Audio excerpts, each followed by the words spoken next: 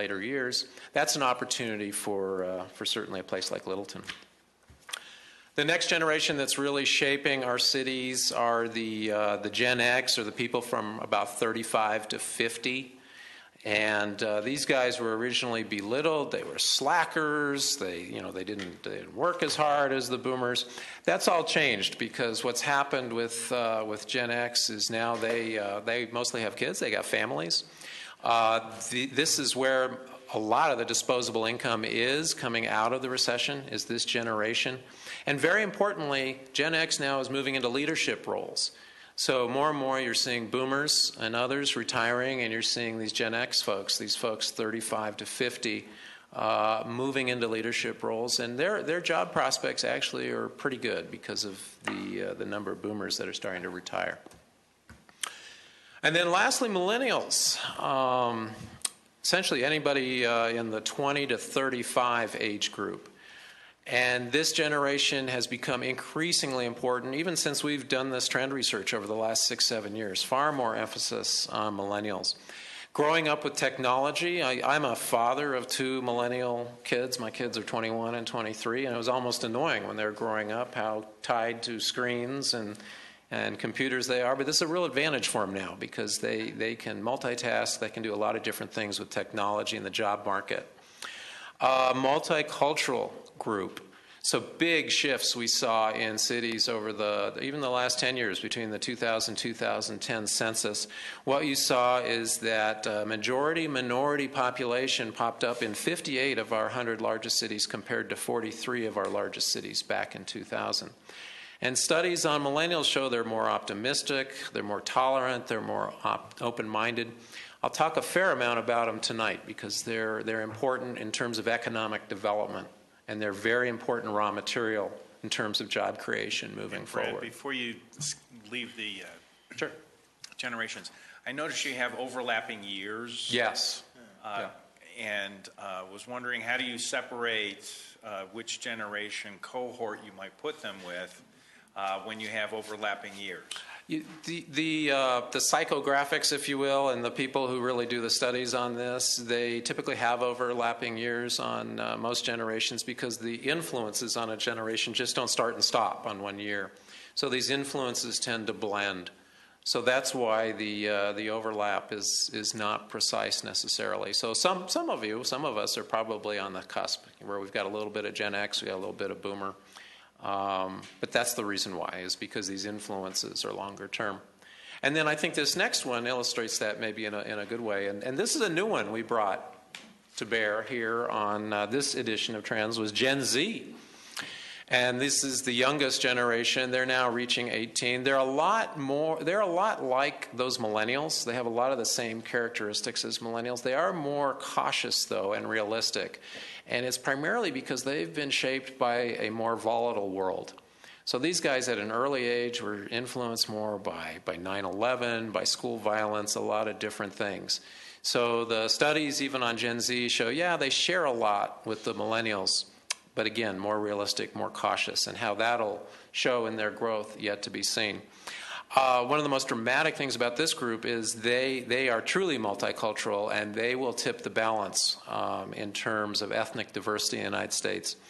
So by 2018, just 4 years from now, children under 18 will be majority minority throughout the United States.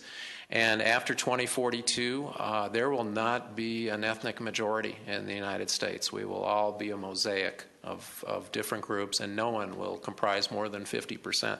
I actually read an article, I think it was last week, that our public schools now nationally are a majority minority. That's a first time for the United States. All right, let's move beyond the demographics. I'll go back to them. I'll mention them throughout. But I mentioned earlier education, talent, and jobs, and this is critical to economic development of any community, including Littleton. There's a larger premium moving forward on those millennials, that 20 to 35 age bracket, particularly the highly skilled college-educated millennials. There's a limited number of those. There are more jobs now than there are a number of skilled people to fill them, even now. That's going to continue for the next several years. And to just emphasize how important these guys are, the third bullet on the slide, gives you a sense of how important they are to the workforce. So today, millennials 20 to 35, they are 36% of the American workforce. They're going to be 50% of the American workforce just at the end of this decade. So communities that are able to grab that age group and that generation are going to have a huge advantage moving forward. And in my world, in the economic development world, we're seeing decisions starting to change by companies. Where companies would locate, it used to be a CEO-driven decision. They would figure out, among top management, where should we go now? Increasingly, what we're seeing is companies are asking their employees, where do you want to be? They're asking employees, where do you want to live and what city do you want to be in? And then they're moving for their employees. And we're going to see this more and more as time goes on. And then the last demographic trend we looked at is the growing influence of women in shaping cities. And this is something that's really popped up on our radar screen over the 6-7 years that we've been doing this. Right now in our colleges, we are doing a far better job in terms of educating females than we are males. So almost 60% of bachelor's degrees and 60% of master's degrees are going to females now. And what that means, that highly skilled workforce, that young demographic is going to be increasingly female. So not only do we need to be concerned about attracting younger people to our communities, but also females. And females are increasingly going to be important in the workforce. So do we have communities that have amenities that females want? It might be shocking to some, but females actually have different needs and choices than males. And what we find, though, is we don't find a lot of females in the position to shape cities. So in terms of planners and architects, elected officials, far less females than males. Another niche, by the way, that we found, it's not just the young females. We also found this, and this is brand new trend that's emerging. Growing influence of boomer women. These are the older women over 50, and what's happening is they're shedding husbands, they're pairing up. So household formation, pairing up of older women are actually becoming a huge force in the housing market moving forward. So that's just a new demographic, new trend we're looking at and seeing how that's going to affect communities and cities. Switch gears to lifestyles. These lifestyle trends are also shaping cities, and you'll see in a minute I'll connect all this stuff together. So consumer behaviors. I mentioned in the intro that the recession was a game changer in how we buy things and how we purchase things. And really what the recession was, it was an end to decades of boomers really going from conspicuous consumption to now more deliberate spending. We think more now when we buy things. And particularly those younger generations, the Gen X and the millennials, far more methodical about buying things. The millennials, not as material oriented as we were, as the boomers were. They share more, and you see this whole sharing economy pop up. It's a big deal. So in downtown Denver, you see the bike racks with the shared bikes, the little smart cars, the car to go. This is all indicative of a national trend and a desire, particularly by the younger demographic, to share things. Shifts in transportation and mobility and behaviors away from cars. When we first did this 6-7 years ago, we thought people were interested in moving into urban areas. And when I say an urban area, that could be a downtown Denver. That could also be a downtown Littleton. It can be just a compact, walkable place. But we thought a motivation for moving into compact urban areas was to avoid congestion, to avoid sitting in your car on Santa Fe or I-25 and recapture that 30-40 minutes a day from the commute.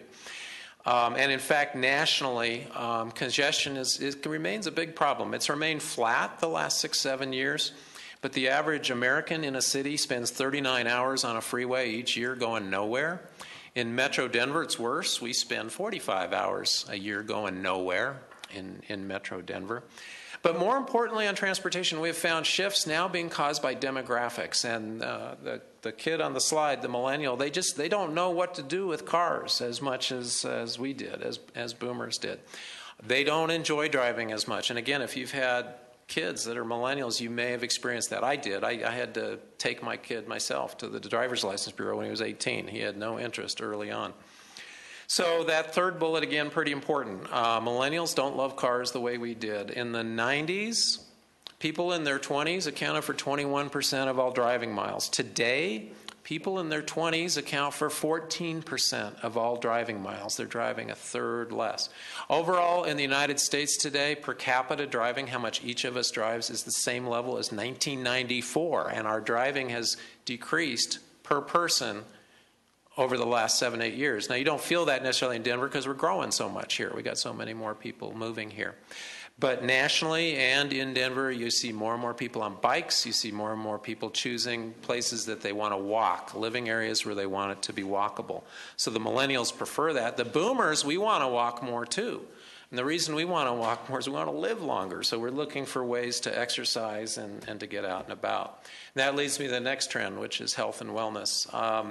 Healthy places, very much an emerging trend. Our company, our firm, we're involved in a project with the Colorado Health Foundation that's working with communities to try to make communities more bikeable, walkable. Actually working with Arvada right now on that. But this is a national trend where people are seeking healthier lifestyles. And part of that is how they get around, looking at ways to bike, to walk, all of that. Also, increasing connection economically between the availability of health care and the viability of a community. So having health clinics in a community becoming increasingly important. There is an imbalance between the demand for health care and the supply. Just the number of doctors we're training hasn't really changed in the last 20, 25 years. But particularly as boomers start to get older, we're going to be creating more demand on the healthcare system. So one of our messages to communities is to make sure you have access to healthcare. Don't worry even how we're going to pay for it. Have access to healthcare and make sure you've got clinics or hospitals or strong partnerships there. And then the last lifestyle trend, regionalism. When we started doing this 7 years ago, we were focused on the national debt. And everybody in this room, everyone in your family at that point, we all represented $29,000 of the country's national debt. Today, I checked the debt clock last week because it changes every week. We all represent $55,350 of national debt now. So we've gone beyond debt. We think we all sort of realize it's a problem, and the net effect of that is that the federal and state government are going to be decreasing in influence over time because they just don't have the money. Yeah, question. Am I on? You're on. Yeah. Do you have a sense of the mean and the mode and so forth for that? Because that could be a pretty skewed kind of curve for the debt load, so that some segment of the population might be bearing an awful greater debt load. It could be. Yeah, I don't have a sense of how we divide that up as a society, but if you just take our debt and divide it by 325 million people. I could appreciate that, but I suspect there's some rather interesting oh, yes, there is, and I would suspect that's one reason why Washington is loath to do anything about it, because it'll get political when we finally have to pay the piper one of these days. Anyway, the bottom line of the debt burden really gets to my third bullet there, is that the feds are broke and dysfunctional, and no matter who wins the presidential elections now, they're going to be less of an influence. So for communities like Littleton and areas like Denver, those items we used to rely upon the feds as partners in, whether it's infrastructure, it's education, innovation, less reliance. And our message on this is that successful cities are going to be those that work collaboratively with regions and with neighbors. And you're fortunate. The Denver region really is one of the best examples in the United States of regional cooperation and investing in regional infrastructure, whether it's transit or sports stadiums or whatever. But it's a lesson that other cities now have to get in line and need to understand, primarily because, again, there's no money coming from the feds, nor really from the states. All right, global competition, last set of trends. This one is always pretty eye-opening, I think, to folks, but just shift in global wealth. And this little chart, I like this little chart. This shows the world's 3 largest economies over 200 years. So if you look back to 1850, there's some familiar names on there. China and India were the 2 largest economies back in 1850. If you look today, 2014, it's the United States, and then China just jumped above Japan here in the last 3-4 years. And look ahead in the future, 2050, there's China and India again, the largest economies. So what's happening is there's a shift in wealth, and this was accelerated by the recession. There's a shift in wealth from what are called the advanced economies. That's us, that's Europe, that's Japan, to what are called the emerging economies. And the emerging economies are places like China and India, Brazil, even Russia is considered an emerging economy. And the amount of consumption by these countries is crazy, really, again, accelerated during the recession. So that second bullet, buying cars in China. Back in 2000, China accounted for less than 1% of global car sales. 2011, the last year I've got available, China accounted for 24% of global car sales. The comparable numbers for the United States, in 2000 we were 34%. 2011 we were about 18%. So this global middle class is growing, and what it tells us is they're going to be consuming more, and there's some implications for that. The other thing about these emerging economies in these countries like China and India and others, they don't have the beauty of democracy like we have here. They have strong central governments that do strong central planning, and they're going to be investing in those things we're not investing in anymore. So their central governments are going to be investing in infrastructure, in education, in innovation. They've got low debt burdens, and again, they've got strong central governments. That usually depresses people, so I'll give you something a little bit more uplifting moving forward. Technology, and how is technology changing communities and cities? That first bullet is pretty interesting. Next year, there will be more mobile phones on this planet than there are people. There will be more mobile phone connections than there are people on planet Earth. And what that's doing, it's pretty much radically changing our behavior and our economy. So it's affecting office space, it's affecting community space. When people are building offices now, even residential product, new residential apartments, you probably even see this in Littleton. What you'll find is that the units tend to be smaller now and the social spaces tend to be larger. Same thing is going on in communities, a whole new premium to have spaces where people can congregate, and this technology has actually been bringing people more together. Maybe they're not always attentive, but it is bringing them more together, as we see throughout the country. So that's changing design of buildings and design of communities. Then the last trend we looked at was sustainability. There's 3 pillars to sustainability. At this point, we thought folks pretty much get the whole environment thing, and whether you believe in it or not, they understand climate change is an issue. Also, economic sustainability, critically important. But the one that's really popping up, and we're suggesting to communities to watch for this one the next several years, is the notion of social equity and how that's going to affect policies in a variety of cities and towns. So right now in the United States, and I'm sure you've read about this, income inequality is the most extreme since 1928 today. So our top 1% of our population earns and accumulates about 22% of the wealth. And what we see, and I think you're seeing it in the news, and maybe you're not seeing it in Littleton yet, but we see a rising tide of civic activism promoting equity in schools, in wages, in housing. And one of our messages is just for communities to be ready that this is a trend, and you're going to see more of this in our country moving forward. All right, so what does this all mean? I mentioned I was going to take you around the world and then pull it together and make some conclusions. All this information, and there's about 150 data sources on this, so if anyone wants the supporting data, we've got that as well. But there are really 5 conclusions for communities, for cities. One is that demographics are really favorable for what I called compact areas, so compact urban areas. A downtown Denver, a downtown Littleton is a compact area.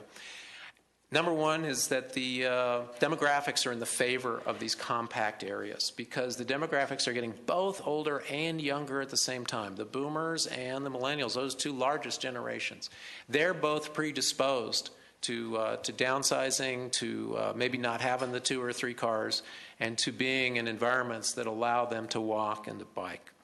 Secondly, increasingly connected and competitive world. What that means is business development is very different. So companies are changing skilled labor now. We have to capture skilled labor. Also, technology has made it so that small firms are really where most of the growth is. So if a community, even a community like Littleton, if you can embrace small businesses and innovation, you can see strong job growth moving forward. The third piece, resource-intensive lifestyles not sustainable. What that means is all this growth going on the other side of the world is going to continue to demand a lot of the resources that we rely on day to day. So whether it's gas prices or for construction, if it's concrete or steel, because of how these other countries are using it, those prices are going to increase. It means the reuse of our existing communities is going to be far more economical, and using existing infrastructure is going to be far more economical over time. The fourth piece there, innovation and investment, or more reliant on regional initiative. Again, regional collaboration, collaborating with neighboring communities to get things done, because we don't have much hope that the feds or even the state are going to be much a part of our solutions in the future. And then lastly, economic diversity. That's that whole social equity issue. Communities, even Littleton, I've seen your demographics. You're becoming increasingly diverse over time. So how do we plan for that? How do we accommodate that? How do we welcome a whole variety of different folks in our community? Lastly, and I'll race through these slides because I've blasted through my 25-minute promise to you guys, but I'll give you some implications for communities. This is how we're suggesting that communities think about these trends and consider policies to actually capitalize on them, to make them work in your advantage. So demographics, capture the young skilled workforce. How do we get young skilled workers to be attracted by Littleton? Are we welcoming on jobs, housing, services? Do we make it easy for them? Are we multicultural? Are we creative with our incentives? This third check mark actually came from our class. This group coming out of college has the largest student debt load of in any prior generation in America. And they said, well, why don't communities underwrite our student debt or help us pay off our debt? We'll come move there if they can help relieve our burden. So it's a little out there, but I think we've given crazier incentives to companies in the past. Create an environment that appeals to women. Make sure we've got women, young women, and women of all sorts in positions of influence to shape our community. So in terms of our planning commission and in terms of our elected officials, also in design professions that shape how the community looks. Just be thinking, do we have that demographic represented? Education, really, and this is a huge benefit for Littleton. I've got friends in South Denver who send their kids to Littleton schools. So making sure our schools continue to be, and my wife's a proud graduate of Heritage High. She's done all right. But making sure we keep those schools strong. So K through 12, huge asset to your community. Housing with diverse price points. This is important. Affordability on housing is important, not just for the low-income segment of the demographic, but also those young, skilled employees we were talking about. If we want to really capture young, skilled workers and we want them to live in our community, remember, they're coming out with high debt burdens and they don't have those fancy jobs yet, so they really can use diverse price points in terms of housing. Mobility options. Looking at our streets differently, and this is something I believe Littleton is looking at that. Most of the Denver suburbs are looking at this now, is how do we look at our streets and design them for not just vehicles, but how do we also accommodate bikes and pedestrians on our streets? And, can we have a strong, robust bike network? I know our Healthy Places work in Arvada. They're just about, I think they're 5 miles of segments away from a complete citywide bike trail system. That's a high priority for them. Definitely falls into this in terms of attracting not only young skilled workers, but also families as well. Other implications on lifestyles, the food movements too, healthy food, you'll see increasingly popular, and community gardens are increasingly something that brings people together and something that they value in terms of their time. And then we also plug, again, the whole notion of working regionally on some of our investment decisions moving forward. And then lastly, these global competition issues. I mean, Littleton, how does that affect us here? Well, in terms of economic development, certainly we want to promote entrepreneurship. And Littleton, with economic gardening going back, 25 years, has been a pioneer in this. But there's a new type of business now, and it's not just service businesses, but can we actually be a place where people come for innovation and to create things here in this new economy? Public-private financing tools, being more sophisticated, particularly post-recession. And if we really want significant investment in infrastructure or in our economy or economic development, are we using these different tools that we have, whether they're tax increment financing or improvement districts, a whole variety of different things. And then lastly, sustainability. Really, I mentioned earlier, it's a bit cliche, but it's important, particularly that younger generation. So we can achieve that with, and many things you're doing in Littleton. My understanding is you have a pretty robust recycling, residential recycling program. So those types of things are increasingly important in positioning the community. And then staying on top of these social equity issues, particularly, again, as your demographics start to shift. This may be more of an issue moving forward. So there you go. There's your tour of our Global Trends Report and some of the conclusions that we had from it. I'm happy to have been able to share the information with you. And Mr. Mayor, I don't know how much time we have, but I'm happy to stick around as long as you want to get into questions. We're okay for about another 25 minutes or so, if that's okay with you, Brad? Sure. Okay. Council opening up for questions, comments. Bruce? Thank you very much. And to the folks that are listening to this, they really need to read the booklet that you had for us too, because that just really fills in a lot of the gaps. It's great research. I just want to ask this question on the off chance, the wild chance that maybe you've noticed something. The issue of healthy foods, and you talked about food deserts in cities and the need to respond to those issues, especially if you're going to be walkable and that kind of thing. What's the answer with grocery stores? Littleton's a great example of you need a car or you need transportation to get to a grocery store. I remember when Englewood had neighborhood grocery stores, they're gone, and now they're facing the same kind of thing. What's going to happen with that?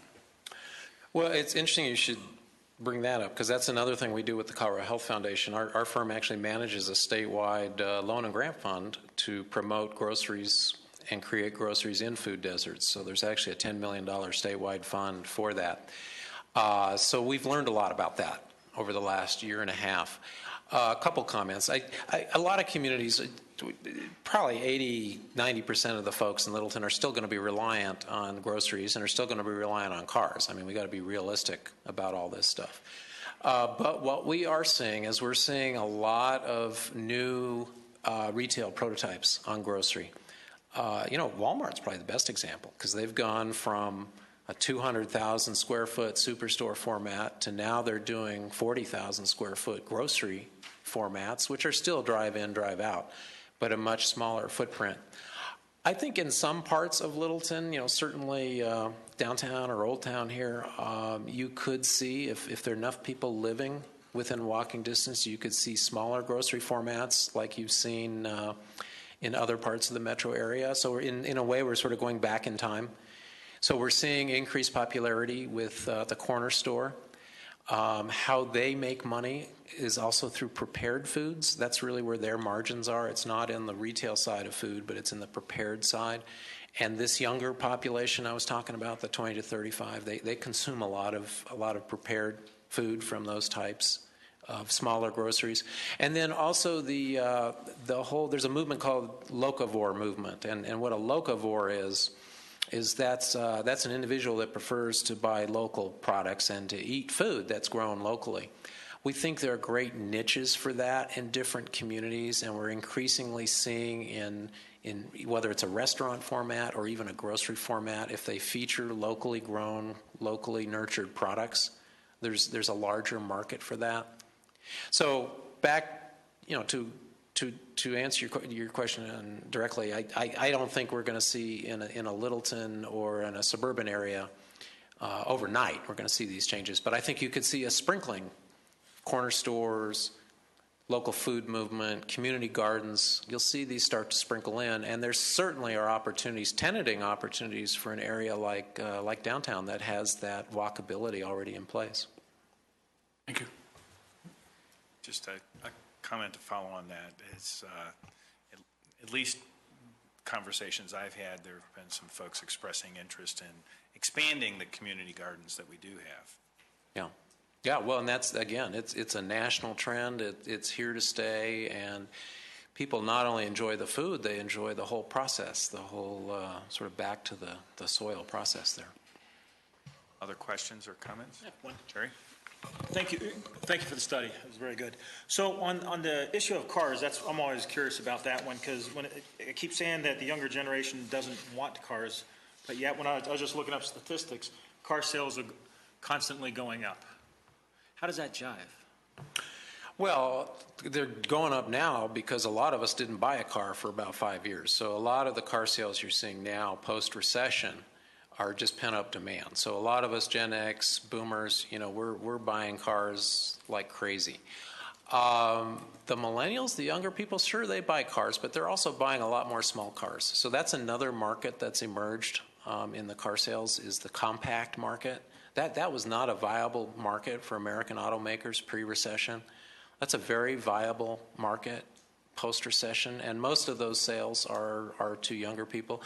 Also, there's a lot of boomers those who want to, contribute to the environment, who are looking at hybrid cars and are looking at. I know, I don't want to be self-righteous about it, but I purchased a turbo diesel, because that thing gets 45, 50 miles to the gallon.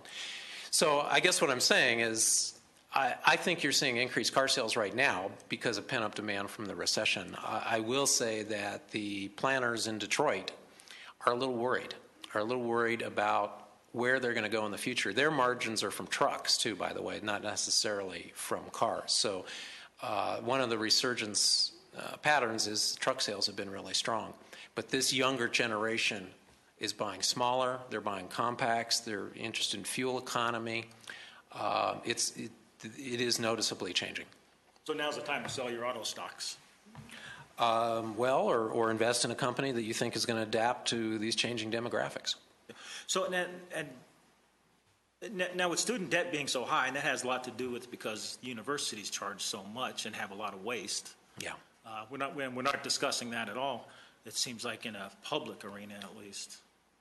Well, it's close to home for me. I have a recent graduate, and I got one still in. But I have 2 recent graduates, and I understand it entirely. But also, I'm wondering, with the immigration that we have coming to our country, because we take in more in the United States than the rest of the world combined, most of those folks are coming from socialist countries.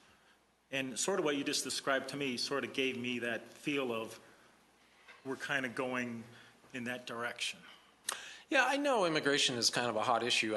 I will tell you this, that the United States, of all those advanced economies I mentioned, when you look at Europe and you look at Japan, even throw Russia in there, we're the only one that's growing. We're the only one that has a growing population. It's primarily due to immigration and also birth rates in some of the minority populations. And, we could argue the merits and how to solve immigration, all that, but it's given us a huge economic advantage to have a growing country. It's awfully hard to grow an economy when your population base is actually shrinking. And that's what's confronting right now Europe, Japan, and others. They have a crisis on their hands because their countries are actually getting smaller. So putting my economist lens and trying to take the emotion out of the debate, I'd argue that we got to fix it on some level because it's key to economic growth here. And I guess my question is really the mindset mentality, not numbers. Is that concerning? Should we be concerned about that? We're thinking more socialist government than free or capital government? No, I don't think so. They're coming here because of what we are. And in most cases, they're coming here because they're leaving something that's oppressive. And could they be coming here because the government's giving so much? Well, again, that's getting into politics, and I don't think so. I think there's a whole bunch of misery out there in this world, and the United States, for better or for worse, despite all our problems, we still are the best deal going, and we're still the strongest economy. We're still the most stable system around. Agreed. So I would suggest to you that's much stronger, and that's what, we're all immigrants unless we're Native American. We're all immigrants at one point, and we adapted pretty well. And what we see in the future is that pattern will continue. The structure here is stronger than that. But when our families all came, we didn't have the government to subsidize us, which is what's happening now. That's I don't want to get hung up on that. That's a little political there, Councilman. Well, okay, thank you. Yeah, but as you saw, we can't afford to subsidize ourselves either. that debt load, we can't do that forever. So those days are going to have to come to an end too. Oh, I absolutely agree. Yeah. Absolutely agree. One of your visuals shows crashing in the austerity, but to deal with that long-term debt will mean some changes in programs, just because it is not sustainable. Right. In what we're doing. This is third iteration, and you're trying to live in the future. So my old adage of if you live with the crystal ball, you learn to eat ground glass. But the question is, as you've gone through the third iteration, some of these trends were evident at your first iteration. Mm-hmm. What's particularly triggered some of those changes, and if you had to project, what's the fourth iteration look like? Boy, I mean, a few comments on that. One, this little project has changed far quicker than we ever expected. So these trends are happening at pretty rapid pace. And these 10 trends I presented tonight, only 5 are trends that we originally researched. So we've shaken this up over time. In fact, immigration was one of our trends we looked at in 06, 07, but those trends went down so much that we looked at other things in the meantime. So one, it's constantly in flux. Two, there are, I think the generational influence, particularly of both the millennials and the boomers, are what are most compelling to me. Because this millennial generation, when we first did this 7, 8 years ago, they were teenagers. And how much impact they're having on the economy today and how important they're going to be on jobs and the economy moving forward is a huge eye-opener. I work in communities all over the country, and I'll tell you, there's a competition going on right now nationally. And cities are competing for this 20 to 35 age demographic. We're fortunate. I mean, we're in one of the most successful regions in the United States right now in terms of attracting that demographic. And we have a lot of the building blocks in this region for that. So you've got a great downtown Denver, you've got a great transportation system. Places like Littleton have outstanding schools. So we've got this great mix that's doing a great job moving this forward. And the last thing I'll say is I will say I'm guilty that I've spent my career really advocating for downtowns and for main streets and for urban areas. So I am a little jaded that way. But this is the first time in my career, I've been at it 30 years, where there are market forces that are in favor of those patterns right now. So I know you guys here, you've been struggling with, your downtown's better than most, but still there's been a certain element of struggle over the decades and a lot of attention on downtown. I would argue this is the first time in 30 years where we've got market forces that actually support that type of development and that are attracting naturally people there, and it creates huge market opportunities that you didn't have. So I think overall, just this profound shift in the community and downtown development world is pretty interesting. Yep. One of the things, of course, that we're very dependent on is the sales tax revenue, and there's the greatest leakage is to the internet. That's another battle that's being fought at a different, at the federal level too, getting a piece of that pie. Right. But based on the trends and the things that you're seeing, retail is shifting and changing. There was a huge, the malls, big malls everywhere, and then those started to die, and then things like Belmar, Belmar, even Aspen Grove, sure. Cinderella City's changed over. So in 20 years, what do those places start to look like based on what you see as trends in retail purchasing? Because people are buying, people will always have to buy certain things, but a lot of our health depends on where they buy it. Right. Right, and it's pretty interesting too how that's evolved over even the last 10 years and the developments you talk about, whether it's Cinderella City or the old Villa Italia, all of these, these malls have disappeared. A lot of their designs try to emulate what you have, with downtown with Main Street. So they've tried to emulate these walkable places. It's difficult, though, for a large retail outlet like that to do that because downtown Littleton, that's evolved over, 100+ years, right? And it's changed very slowly. These malls are just built, boom, like this. So here are a few things. When someone builds a big box store, the projected life of that store from a cash flow standpoint is about 7 years. So they're from a business standpoint, the average big box is built to last 7 years. Some of them, most of them last longer, but that's just the economics of building those things. A place like Belmar and others, obviously those are built to last much longer than that. There are 3 viable niches in retail. You mentioned the internet. It's still a fairly small share of actual purchases. Only about 7-8% of actual purchases are internet, but a majority of people now are shopping on the internet. So a majority of people, they'll shop and then they'll go to the store because they want to try the clothing on, or they want to look at the table, or whatever the product is.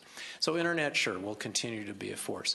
Value retail, so the Target, the Walmart, these types of places, the Costco, will continue to be a significant force in the retail market. And then the last piece, where I think you have an opportunity, you could have some limited opportunity in value, but the other piece is concepts that emerge a unique and distinctive experience with retail. People want something different when they're going out and doing something recreational, or where they're going out, they're seeking experiences. They're seeking experiences that are authentic and different. So if we can create places, even Aspen Grove does this to an extent, but if we can create destinations that are unique and different, that's that sort of third area of retail. That's where your downtown becomes so important, because you can really carve out that distinctive, authentic experience. So retail's kind of schizophrenic now. It's internet, it's big box value stuff, and it's authentic experiences. The ones who are in trouble are the traditional department stores, and you're seeing that. So, the pennies, even a group like Radio Shack has been trying to reinvent itself. Those traditional chains are having real challenges. Brad, we had the state demographer here. Elizabeth was here a couple months ago, and she talked about certainly the millennials, that 20 to 35 group, and Denver being a destination. We're getting more than our fair share of folks migrating. And that age group loves the center city. They're coming to Denver in part for the experience of that. But one of the things that she indicated is that all works until they have their first kid, and particularly when they have their second kid. Then they're looking for where the heck are they going to put them in schools. They then are more thinking about ownership participation in that, and setting down some roots. And she said one of the things is we're inside the loop here, so we become a desirable location for that. As you've talked about the 20 to 35-year-olds coming to Denver, what is your thought on her comments? Oh, I think she's right on, and I think that's a big challenge for a place like downtown Denver, is they can capture these folks with this exciting, urban environment, but these millennials have an odd way of pairing up and having kids, getting a little older. So particularly when you get a family dynamic in there, your priorities change. And I think the biggest challenge for a place like downtown Denver are those family amenities. Do they have parks? Do they have recreation places? Do they have decent schools where people can send kids to? And that's where a place like Littleton, I think you guys can hit the ball out of the park. You should be supportive that Denver's doing such a good job getting these young people here, because they're just teed up for you. You've got light rail access. You've got the things that are still valuable to them, but the added dimension, they can move into a larger house, have that yard. They can have great parks, they can have great schools, but they're still close to that light rail, even if they still don't like having 2 or 3 cars by the time they get a little older. I think you have maybe 3 sets of amenities to really bring those Gen Xers, if you will, or the millennials as they age. Maybe four things, but parks is one, schools is one, housing stock, which you have. But I would add to the list, and this is something new we're advising to communities, is to look at your downtown as an amenity, just like you think of your schools or your parks. Because they don't want to be in the middle of nowhere. They still want to have, they may move out of downtown Denver for the parks and the schools, but you can offer a home run if they can still walk or bike or have a short drive to a place that has a couple dozen restaurants and maybe a little local theater and some of those amenities that you have. So I think that downtown, that Main Street becomes an economic amenity just as important as your parks and your schools and some of the traditional amenities that we've looked at. Council? Bruce?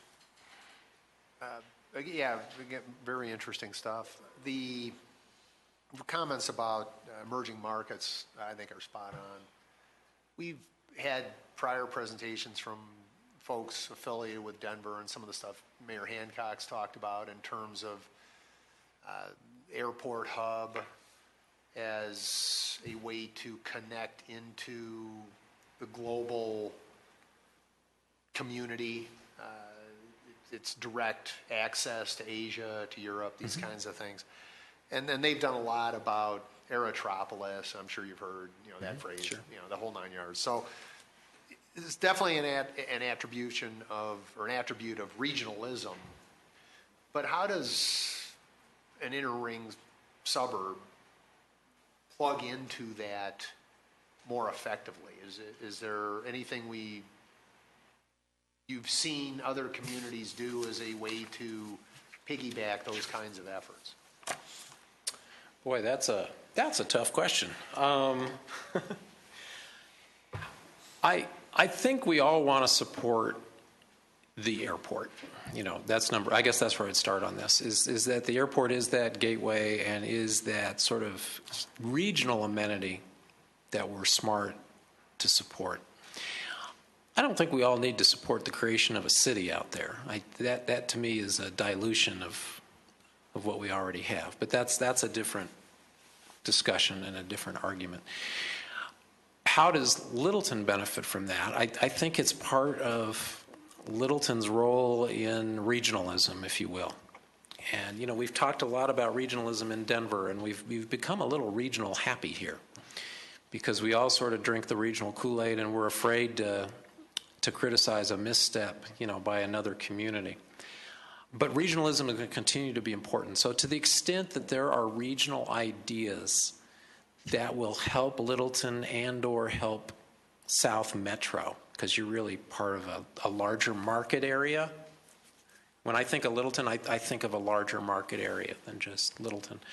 If there are ideas to support the infrastructure, the schools, the transit, the whatever in South Denver, that's how I would approach it. And again, I think something like supporting the airport is just one of those regional no-brainers. Yeah, we want to support a strong airport. And then if it gets to specific development schemes outside of your market area, you just may not want to get involved, frankly. So I don't know if that made sense, but that's my attempt to try to react to a very tough question. Council, other? Well, Brad, thank you very much.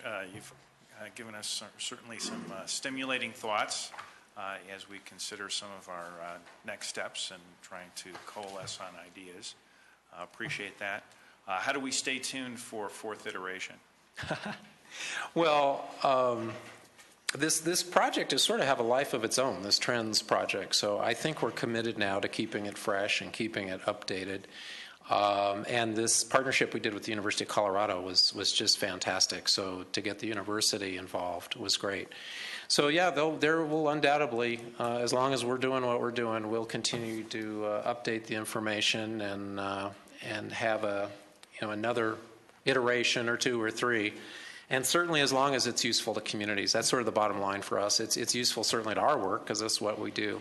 But just like tonight, my sense is that that folks found a few things that, maybe a couple thoughts here that would be useful for Littleton, and as long as it's useful for folks, we're gonna stay at it. Also, we're just down the road, so we're just located in downtown, and I told you I did the right thing. I married a Littleton girl, so I'm in your neck of the woods often. So we'll stay in touch as much as you'd like. Brad, very much appreciate that, and look forward to the gig city kind of moving out. And thank you for the opportunity tonight. I really enjoy, particularly a small, intimate forum like this. Enjoy it. So thank you. Thank you, Brad. Thank you. Council, we're going to take a 5-minute break and then reconvene.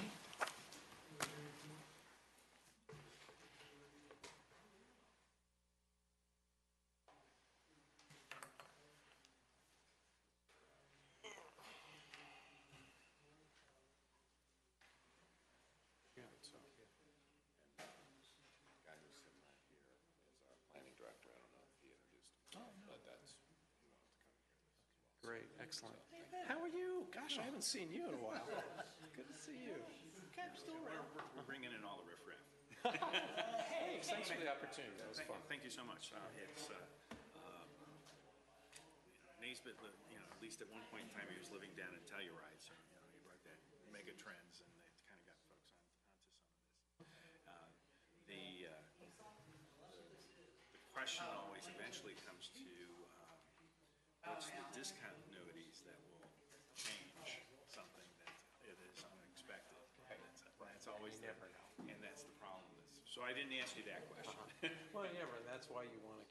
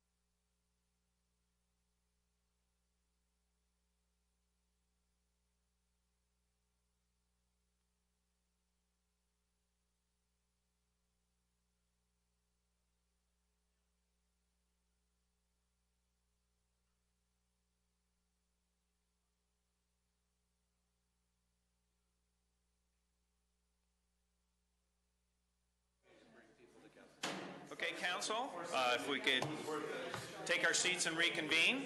Let's do it.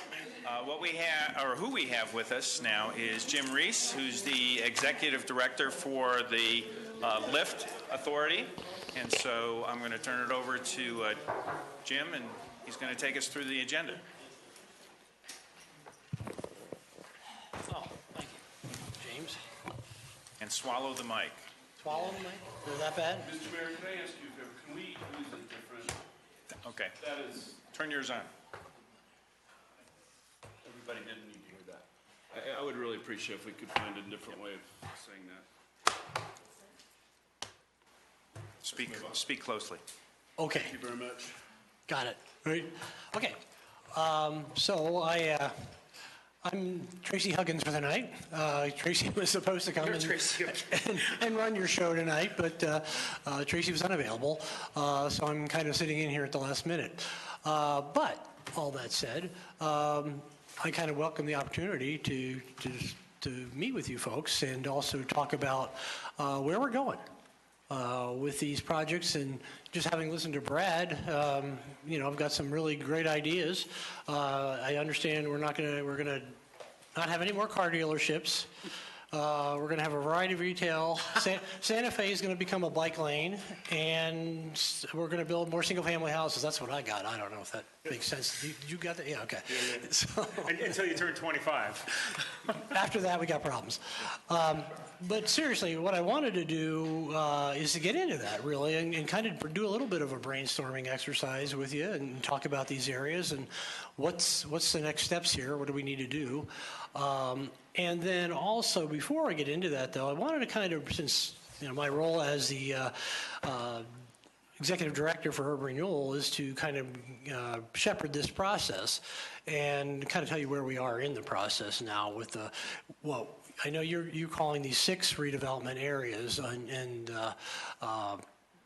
we have actually consolidated them into 4. Santa Fe is actually 1. So when the Urban Renewal Authority brings the plans forward for council's action, you will see Santa Fe all one urban renewal area. It kind of made sense to do that. So anyway, as far as the process, where we are in it right now. Grab my little cheat sheet.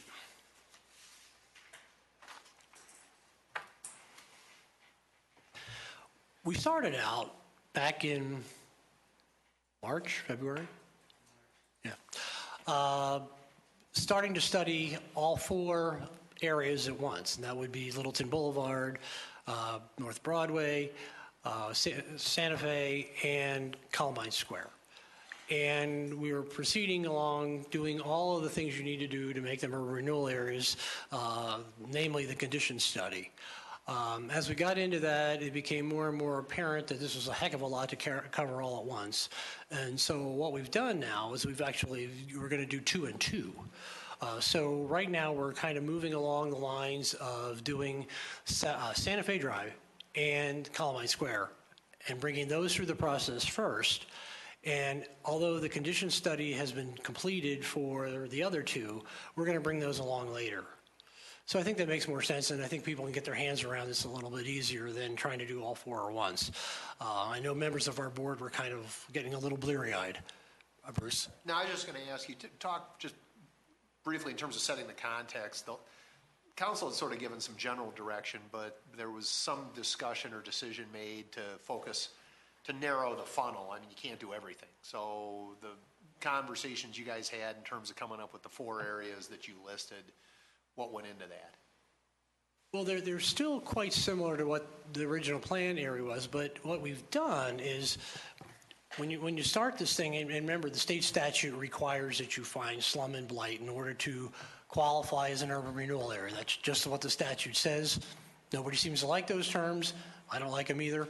But anyhow, so you go out and you have to survey these areas. You have to go out physically and look and examine all the areas to see if those things exist. So you do that, and you cast a wide net.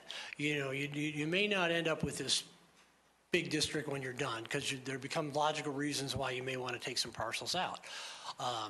So anyhow, we cast this wide net, we did the study, determined that there was conditions all within the area.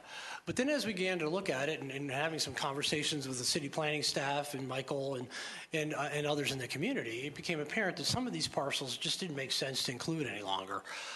There's quite a few, particularly in the Santa Fe area, where they're right along the Platte River. And a lot of those parcels were owned by South Suburban, some of the Water Conservancy, City of Littleton, and they're really open space. And so not any redevelopment is probably going to occur on those parcels. In fact, there's reasons why you can't do it, and you can't even do, parkland, of course, you can't develop that. So we began taking those out. We took out some of the properties that were owned by the Housing Authority in the Littleton Boulevard area.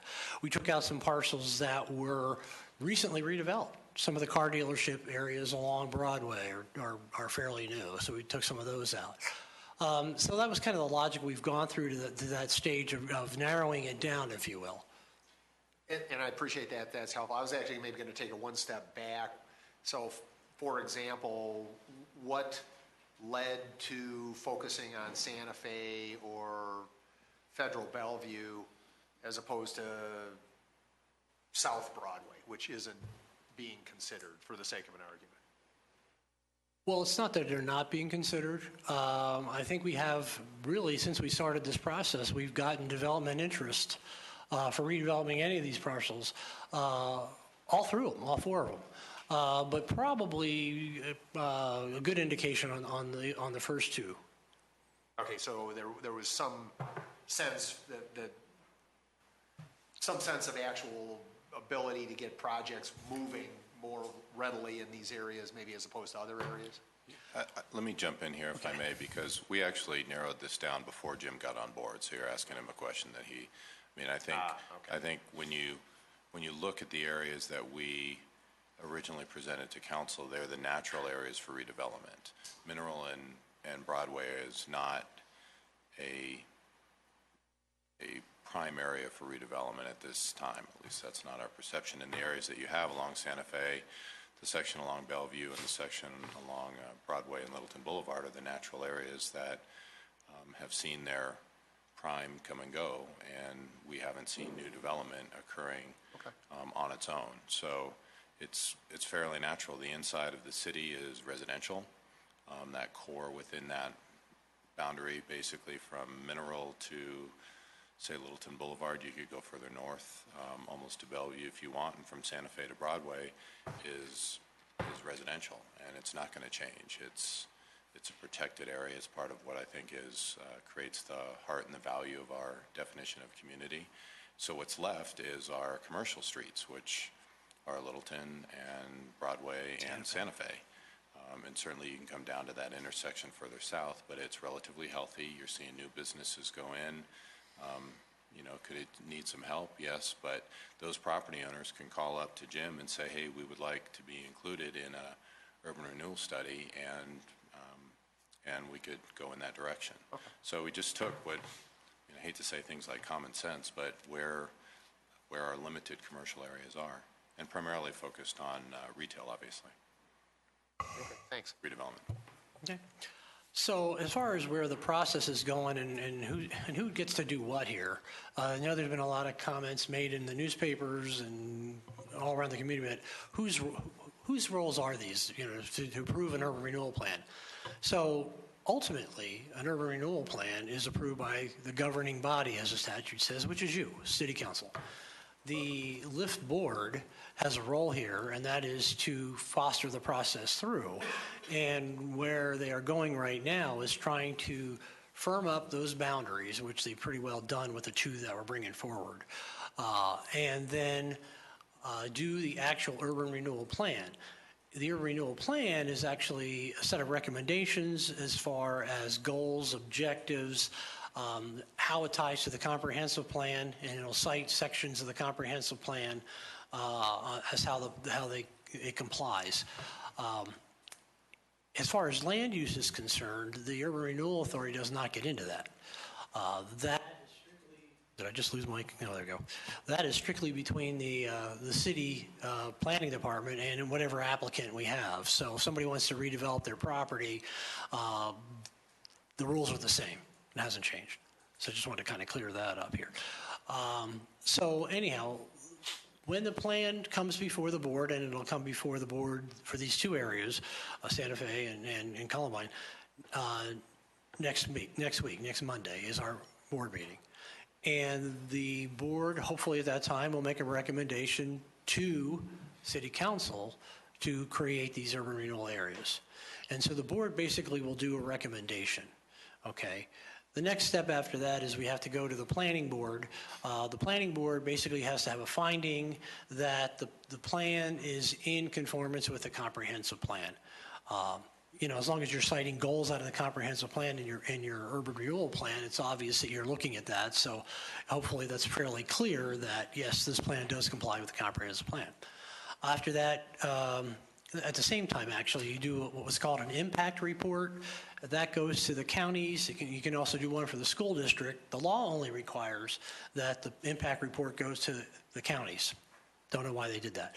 And that's basically showing that, you know, here's your project, this is what we envision, and it's kind of a hard thing to do because you have to kind of guesstimate what the market is and what's actually going to get built, which we don't know at this point because we don't have specific projects in mind. So, our consultant team of Ricker Cunningham will do their best market analysis work and put together a scenario of what development could occur in those areas. And so then you do a calculation of what the taxes will be off of those properties, and then you show that to the taxing entities like the county and the school districts to say, okay, for a period of 25 years, these taxes, this increment, will be going to the authority to build these improvements. And then you're supposed to identify any impacts to county services that may require funding. Again, another touchy area. Since most urban renewal areas are within the city limits, there aren't a lot of county services that are being impacted with that. But the county has an opportunity to basically weigh in on that. And it's really, again, up to council whether or not you agree to fund any of that. The state law doesn't require you to do it. Now, name of getting along with your neighbors, that may be not the right move to make, but just saying that's how it kind of works.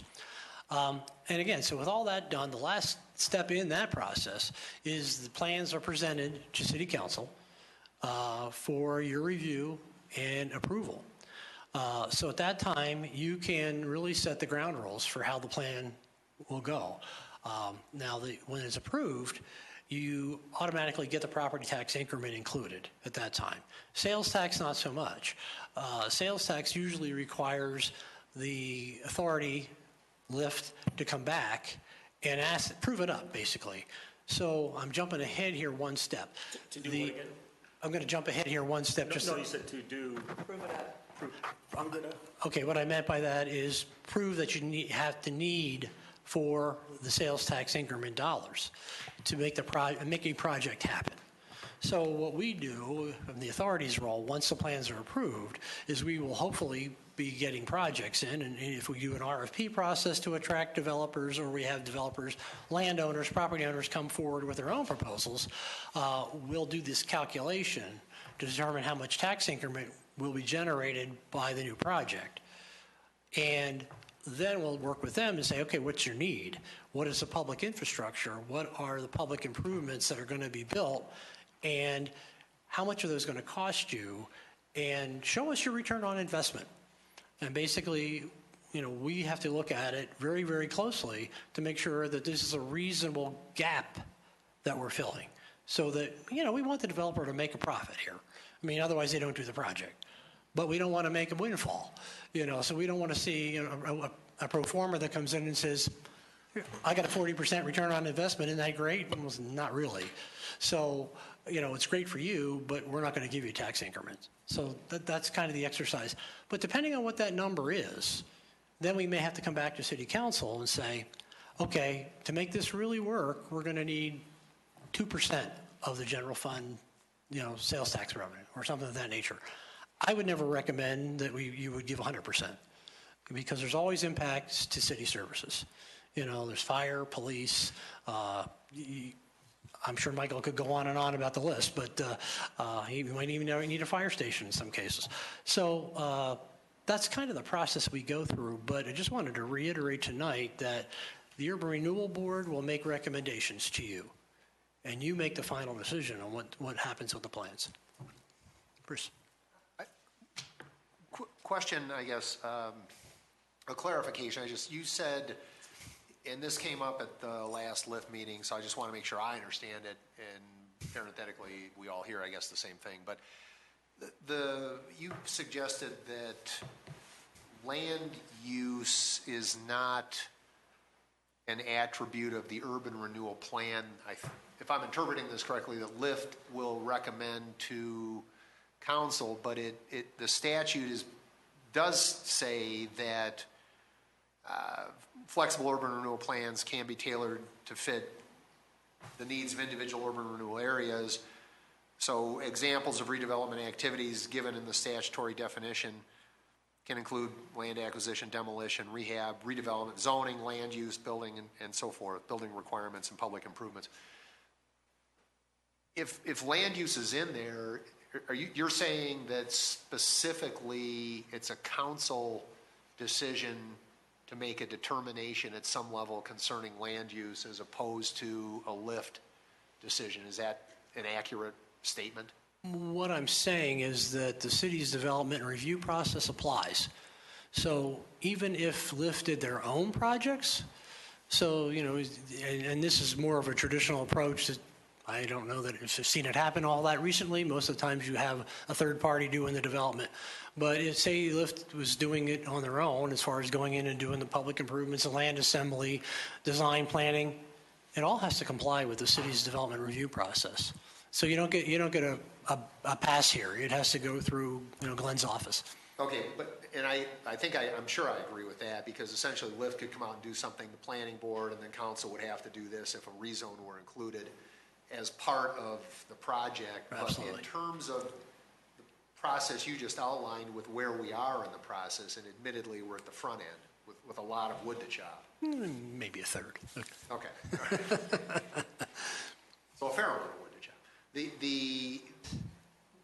Is it traditionally, do you traditionally see when you've done urban renewal plans that then are given to a council to approve that there's land use attributes included in those? For example, for saying, hey, this property is zone X and it should, we recommend it maybe be zone Y. It depends on how the project comes forward. Some of the ones that I've worked on more recently is that you get approached by a property owner or a developer that has a plan in mind. And so they pretty much know what their land use and land uses are going to be. That's what they want to do.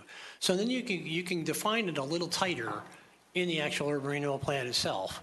But when you're in a stage like we are, where we have multiple landowners, we really don't know at this point exactly what is going to come forward. So we're not going to really be that strict. The other part about an urban renewal plan, you want it to be somewhat flexible. I mean, you heard Brad's presentation here. It's almost hard to predict the future. We have a 25-year lifespan. Almost. Yeah. So you want some flexibility built into that plan. So if demographics change, markets change, you don't have to come all the way back to the beginning and redo the whole entire plan. Sure did.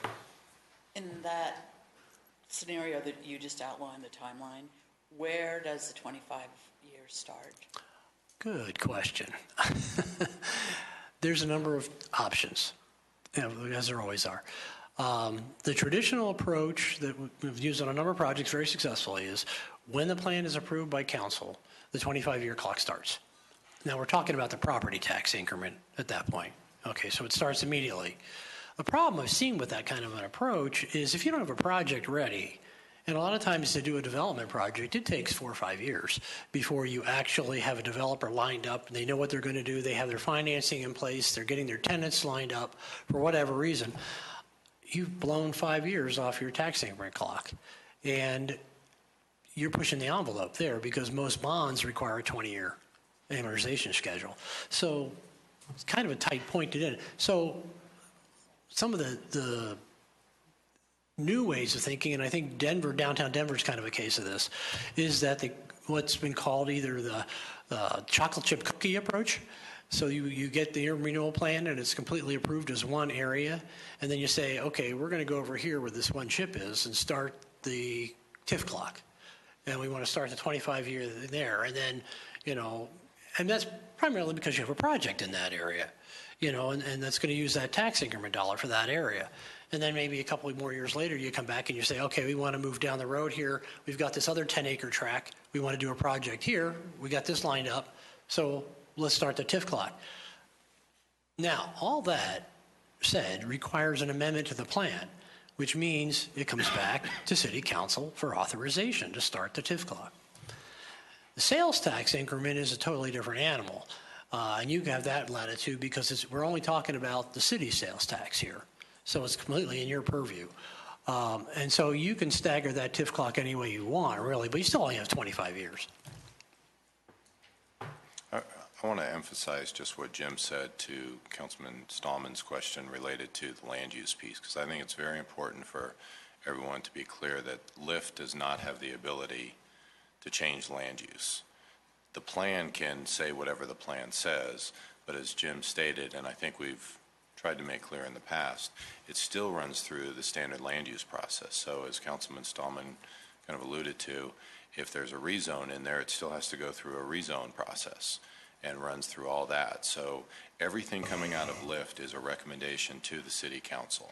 So any fears or concerns that the council may have that LIFT is going to operate outside of or separately from the council's direction, I think is unfounded in the sense that they have to come back to you throughout this entire process, whether it's the financials that Councilman Brinkman just asked about or the adoption of the plan. It comes through, and as Jim has said, and he'll probably reiterate as he goes through, is there are lots of amendments to these as you fine-tune it and you get through this process, because you might think the plan allows for something, and as he said, you want a general to minimize those revisions coming back to council, but they do occur. So your underlying zoning and your land use code applies throughout.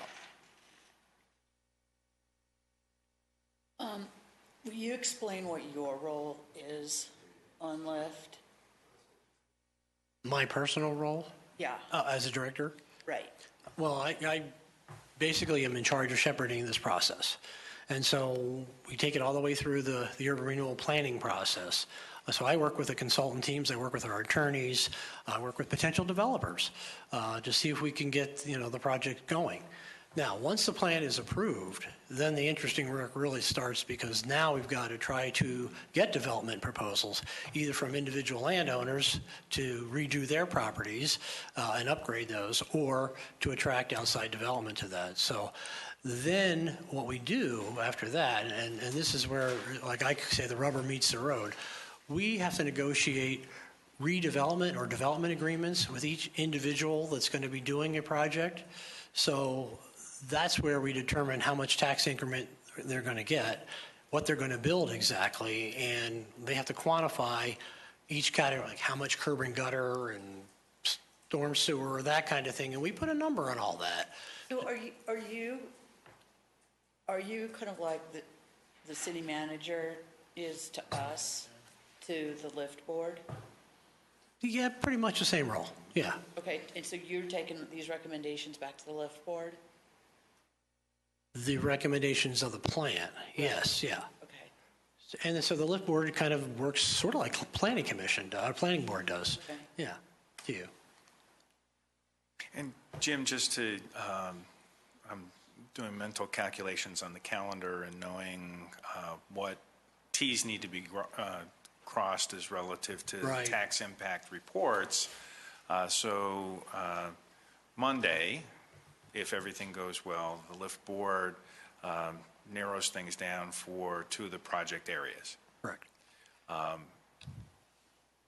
happens after that? It'll probably be for when that might come to council first time. Right, and I was going to get into that. Since we bifurcated this, so we have 2 and 2, we have 2 different processes. So the first 2 like you said, if it all goes properly, we will go to probably the planning board after the lift board, the planning board in sometime at the end of the month. And then there's a window of time where we actually have to do a 30-day notification process to all the property owners and publish it in the paper that there's going to be a public hearing. And so backing into this whole thing, it looks like it's going to be the beginning of October before you actually see it. And then for the other two, we have to still, we're a little bit further back, of course. We've got the survey done to determine whether or not we had the conditions, the factors of blight that you had to do. And so we need to do another plan for those areas, another 2 plans. And then we have to take that to a public meeting, just like we did Monday night here for these 2. And then after that, of course, it has to go through the same exact process through the lift board, through planning board, and also back to city council. Those 2, if everything goes according to schedule, will be in December. At one point, you mentioned going to the planning board with this and having a discussion about how it relates to the comp plan. So there's maybe a little bit for Glenn too, that I don't believe the Planning Commission is working on an update currently of the Santa Fe corridor and the comp plan. So we're going to be looking at our 1982 plan for this.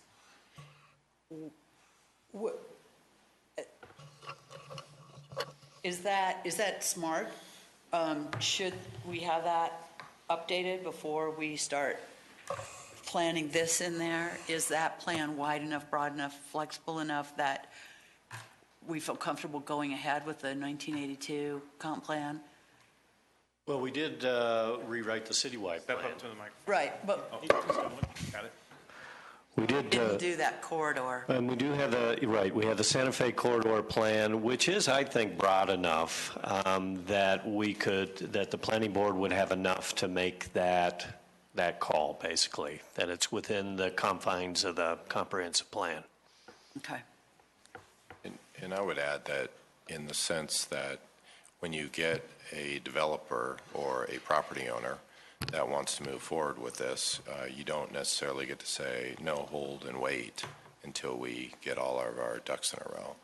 Obviously, in a perfect world, that's the case. But if we have an active property owner who's calling Lyft or the city and saying, I want to participate in urban renewal in order to make this project happen, here's my pro forma, et cetera, the last thing you want to do is say no. And I think, as Glenn stated, we're in a good, safe spot with Santa Fe and also probably along the Bellevue properties, because that's where people are interested, which is part of why Lyft has bifurcated this out, because you've got people who are interested now. Well, and that's my question. I mean, if you believe that we are in a good, safe spot with what we have in terms of our comp plan, both what's updated and what isn't, in terms of this, great, because it could end up back that one of these developers does want to do some sort of land use change in there, which then brings it into a rezone, which then we go back directly to the comp plan and have to approve or not approve a rezone based on that. So I just want to make sure that everybody's confident enough that we're ready with our existing documents. I think one of the reassurances I always hear is think of the Urban Renewal Authority as a finance tool. You still follow all the same rules as far as being consistent with your comp plan and meeting the development codes. So I don't really see just the fact that we're doing an urban renewal is somehow going to change that scenario for us. Yeah, I was going to say this pretty much the same thing. You know, if we didn't have an urban renewal plan and you had a developer come in, all the rules are the same. Mm-hmm. Sure. Okay. Becky? But we've not, the planning board's really not looked at those plans for South Santa Fe. they might at the very least look at them to say, yeah, this still looks okay. But we ourselves have bounced around ideas for South Santa Fe, particularly the river orientation, and I don't know that that's reflected in our plans. And I think So we're getting it. I'm not trying to, put a, ton weight on here, but it seems to me there needs to be a little bit, if only cursory review before something starts coming forward. Well, and I think we're getting a little ahead of ourselves because really the plan, again, isn't going to bring forward any specific development at this point. There will be projects, and they will happen further down the road here. And that's when we need to be ready with what we, what we're going to allow, what we're not going to allow, or what we want to encourage to develop in that area. But at this stage of the game, you're approving a plan, which is a general guideline for the redevelopment. Well, It really and I is understand basically- that, but I mean, I'm sort of talking forward here, that we don't get that, suddenly have somebody who wants a project, and then we're being asked, somebody's being asked to go forward before maybe the planning board's done some thinking on this. Well, Just in that can terms of- happen now. That can happen now. I know, but somebody's got to have it happen. It's not just happening if the board doesn't do it, right? I mean, Glenn can maybe speak to this, but at least my acquaintance with some of what the planning board is to say they haven't looked at Santa Fe and the Santa Fe plan, I think is a bit of a mischaracterization. Maybe they haven't looked at and had a discussion of how to change it, but I think they're pretty well aware of it, and it has been a source document that they've had. well, I didn't mean to imply they haven't looked at it, but I think having some discussion as a body, something or other. Well, and that was actually some of what our discussion may get to tonight. I would echo, Mr. Mayor, what you said in that, the planning board in drafting for our approval, the citywide plan, the comprehensive plan spent, I'm sure, an extensive amount of time having just those exact discussions, maybe not for this purpose, but which led to this purpose, which is when I first came on council, so you guys were here before that, but that was one of the first things that we did in this new body. So I think the planning board is pretty up to speed on that. They will then be asked to be looking at various individual small separate projects, as Glenn has mentioned, and as you've mentioned, when they come forth. But they can't study something until developers come to them with a proposal. Jerry? I think the LIFT should continue doing what you're doing. But as far as the planning board goes, they have done very little. They haven't studied the Santa Fe corridor. They might have looked at a study. I've said this many times. They've had half their meetings canceled over this past year. They need to get involved now. We talk about the comp plan being so old, then let's do something about it. Right now they're talking about doing Stearns Park and Heritage neighborhood, having that completed by the end of the year, and then take on the other neighborhoods. None of those are really going to change. Why it takes so long, that's part of the process. I have stated many times that they need to really discuss the corridors. They need to discuss Mineral. They need to discuss Broadway and Littleton Boulevard. Peggy, I think I know where you're going with it. Why aren't they doing this now? They shouldn't do it because LIFT is doing something. They should be doing it now instead of having meetings canceled or talking about things that aren't going to change.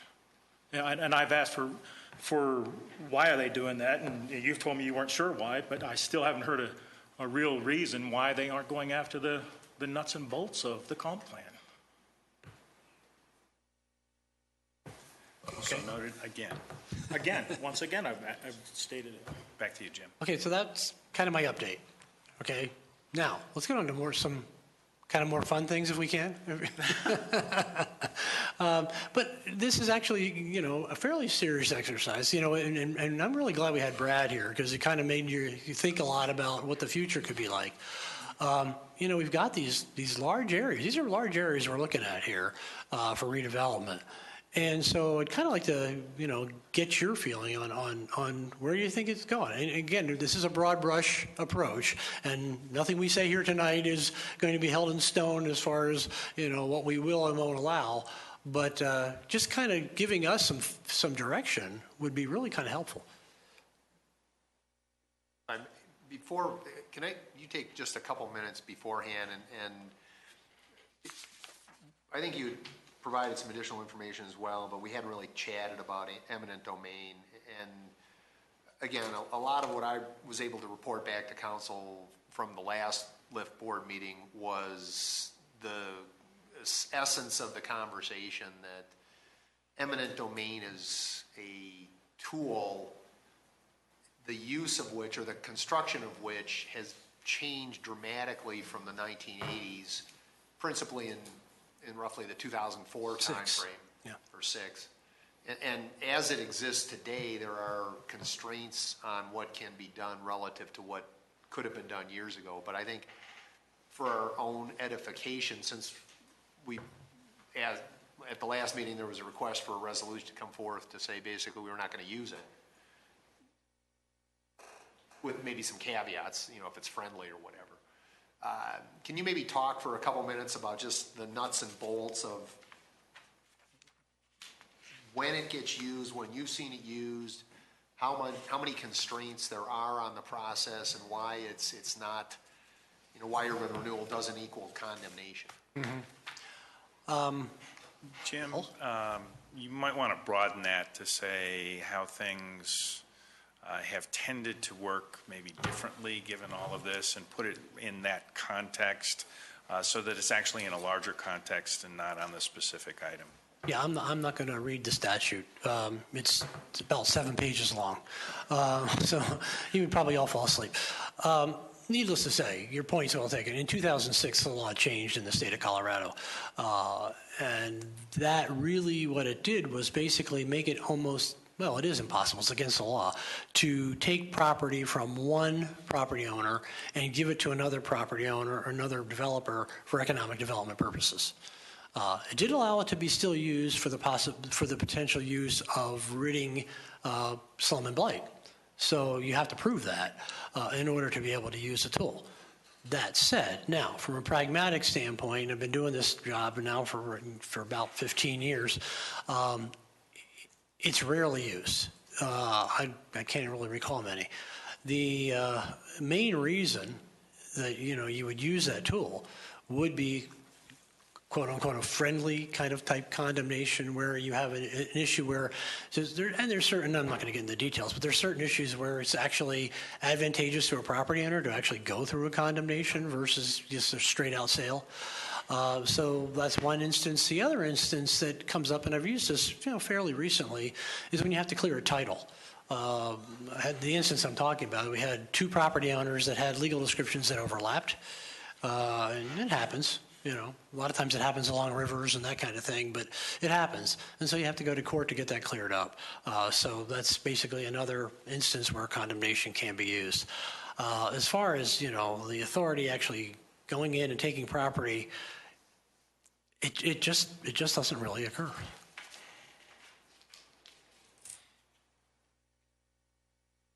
Now on to fun. I mean, just just to following up on you, I know you have some discussions about doing a resolution, and whatever you guys come up with as far as whatever that resolution says, that will be incorporated into the urban renewal plan. There's a section in the urban renewal plan that talks about property assembly and acquisition, and so whatever the rules are set by this body, those are the rules that are going to be in the plan.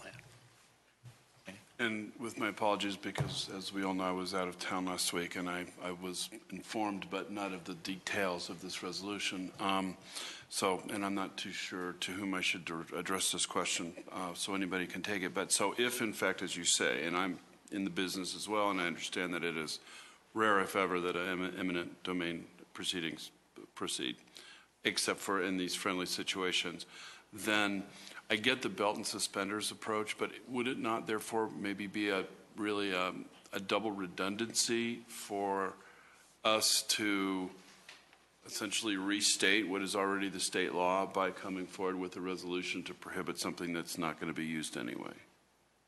I'm not saying that very eloquently, That'll probably be our discussion on Tuesday. Okay. Or could be. Yeah, I was just saying, I don't think that's my call. Right. Well, again, I wasn't here for the previous discussion, so. Right. May I? Sure. I mean, a consideration just for further discussion is presumably the message that's being sent with the resolution to the broader community.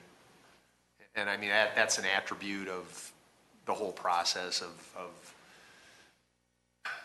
there being so much history with this particular topic that's not been pleasant. Thank you. Okay, answer all your questions. I'm sure you'll have more. Feel free to call me. I'll pass out my cards. Anyhow, Bruce. Just, you and I talked a little bit earlier today, and I wanted to bring this up tonight. Just, council's role is to protect the city from any type of liabilities. And so everything that we're going to look at in this role as we go through all land use is always, what's going to protect the city from any future loss of revenues or lawsuits or anything else. So using that cautious approach, whatever it is that we think would work in any of those areas, I think it has to have that 25-year lifespan, which is requiring the futurist. But the other is, it's very important that, as we know, our revenues are increasing at a rate slower than the cost of providing services. So it's in our interest as a city to find the kinds of things in those spaces that will generate sales tax. And so, sales tax for a 25-year minimum is the kind of thing that we've got to include in this to guarantee our city's future. And I just thought I needed to say that. And the other thing was, you and I talked, as you go through, and it is a financial tool, you look at pro formas or you look at ROIs or prospectus of some kind. You really do have to look at your level, is this the kind of business presentation or development that has that, what I just talked about, that vision, that long-term goal to enhance city quality and those kinds of things. Can you talk about those just for a moment? Well, the crystal ball is always tough.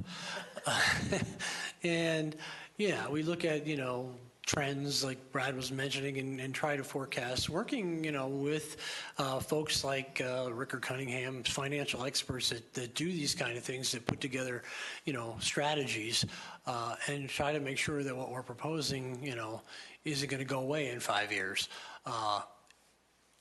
I wish I could tell you that I knew how to do that exactly, but we take our best judgment call on that. And, we obviously, the pro formas have to show that they're going to, generate a significant amount of TIF, but we also have to offer a lot of caution here that we're not spending all of it, without making them prove up that they're actually got a lot of skin in the game, and we're not going to basically subsidize them. And I'll just add, in this, there's different ways to look at the economics and how the city takes on appropriate risk, but can pass off a whole lot of risk in setting up the economics with the developer and what's financed where. And that's some of the advantage, is that the city actually can pass some of that long-term financing through the TIF or through the developer, and structure it differently than the way Littleton may have done it in the past.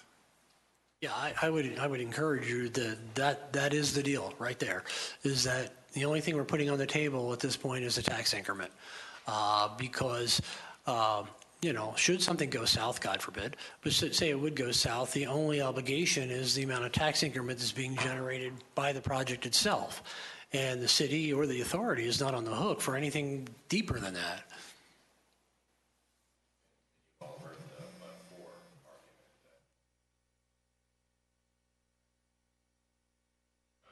Off the ground to begin with, and so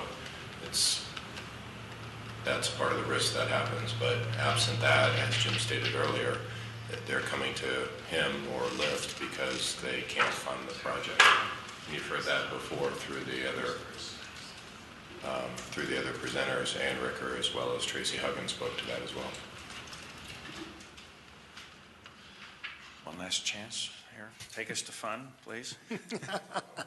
Well, I'm not sure now. Well, I had thought about this earlier, and my thought was, we have all these different areas, and frankly, I think they all have different characters. And so I'd be anxious to hear what you guys have to say about that too, as far as what's the long view here of what you see, and particularly tying it to what's marketable in these areas. For example, I mean, what do we want to create? Do we want to create a downtown district type thing, and what's required to do that? You heard Brad speak about the demographics. Are we going to try to attract these young professional, the millennials that Brad was in, and do we do that everywhere, or is that in selected areas? And what's it going to take to get to those here? What are the projects, or what do we need to do to attract those folks and attract the businesses that go along with those folks? So, I mean, I wouldn't mind, and you guys can call it how you want to do it, but if we want to take each one individually and just kind of give me what you think the strengths and weaknesses are of those areas, and how do we capitalize on those? So where do you want to start? Which one would you like to start with? Santa Fe. Okay. I'm going to write things down here. Of course, again, it's not in stone.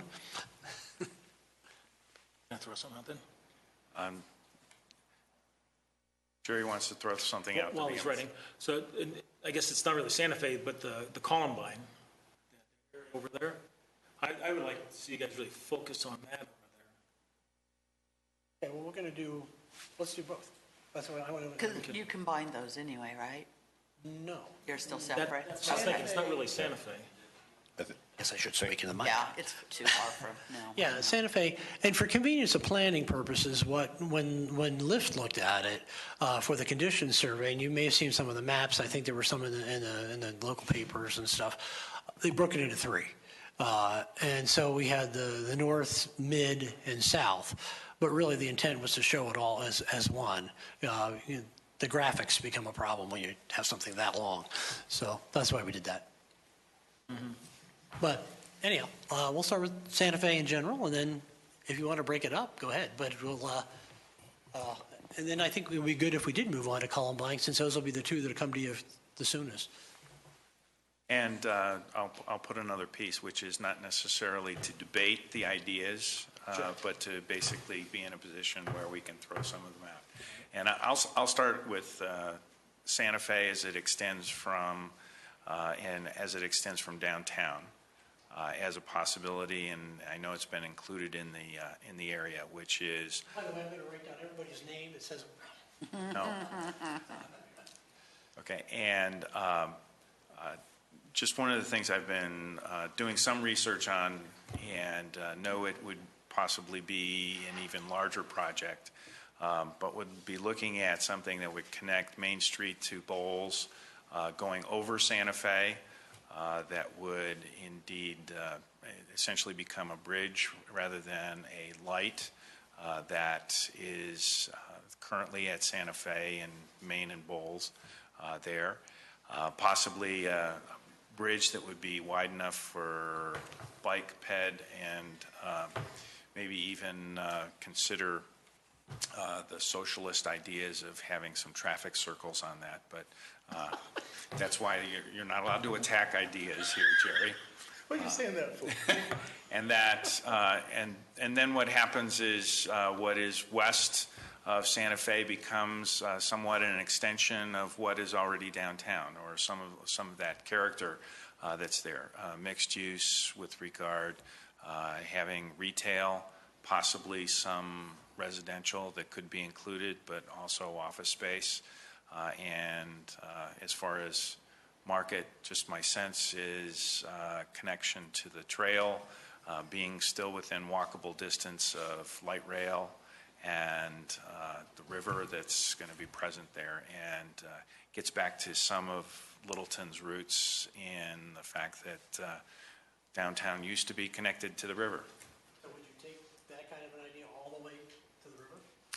To the river from downtown, it deals with the northern part of Santa Fe, but, because I haven't necessarily gone further than that, but that's a thought.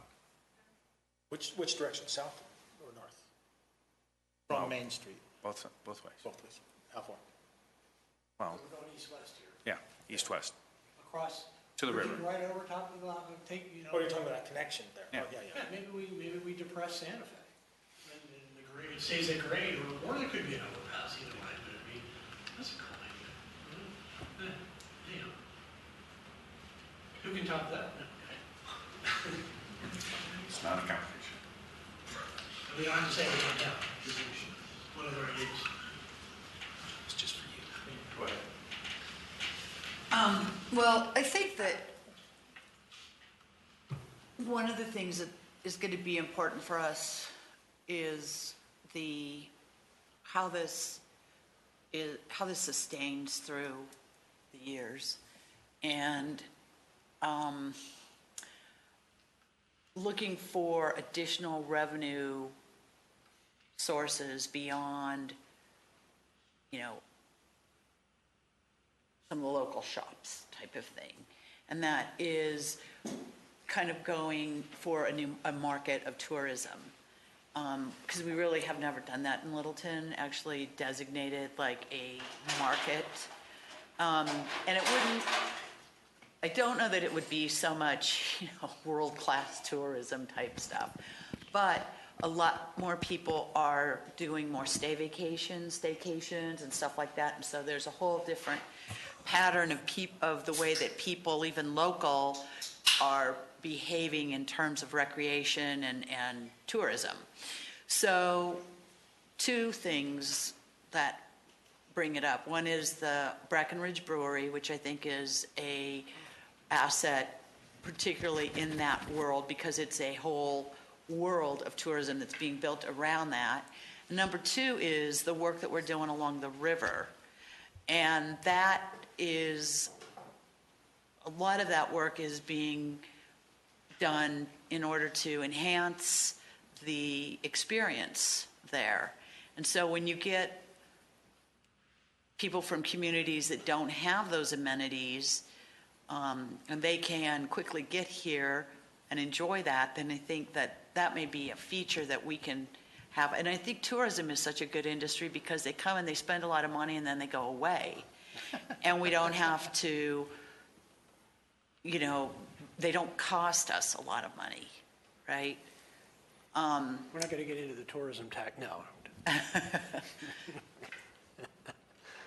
Well, so your thought is that we're appealing to what? You think the Denver area, the state area? I think the state. I think the whole state. I mean, and I think beyond the state, but I think that if you break it down into primary, secondary, tertiary, maybe it would be primary would be the metro area, secondary would be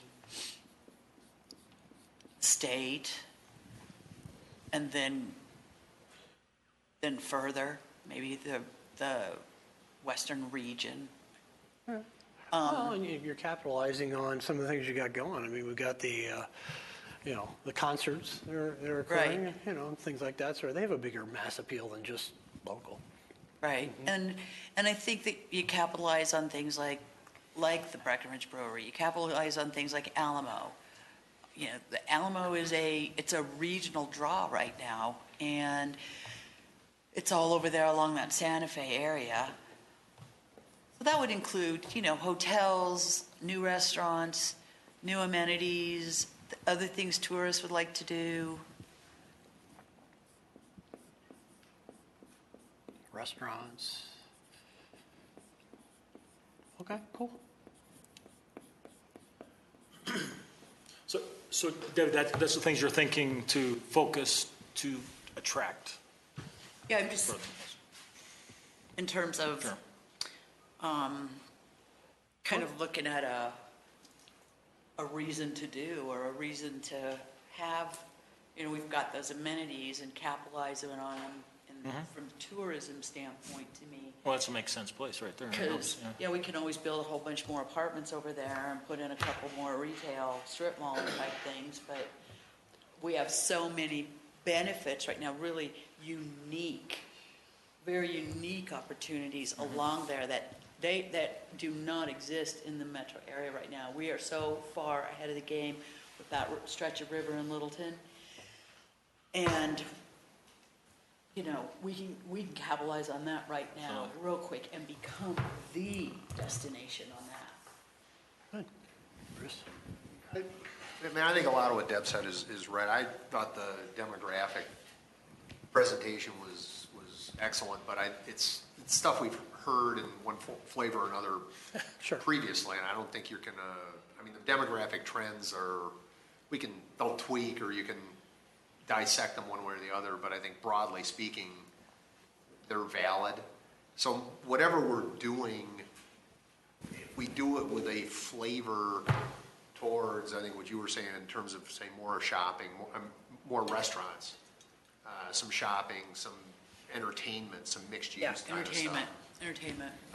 That then starts attracting an element of the community, the younger demographic, that then starts supporting the housing stock. Because like he said, like Brad said, we've got the schools, we've got the open space, we've got a lot of the stuff people want. The hook is the things that they want to do from a dining and an entertainment kind of perspective in general. Now, I think stuff that's eclectic, that you don't see a lot of elsewhere is, you know, if we can figure out some of that stuff, that's great. I mean, the one thing it's complete brain breeze kind of stuff, but, you know, we used to have the old racetrack up there, so is there a way to incorporate something where you've got horses that you could use up and down the trails? Because you've got great open space kind of stuff. I mean, I don't know. It's just completely off the wall stuff. But I mean, stuff like that where you don't you don't have that kind of stuff elsewhere.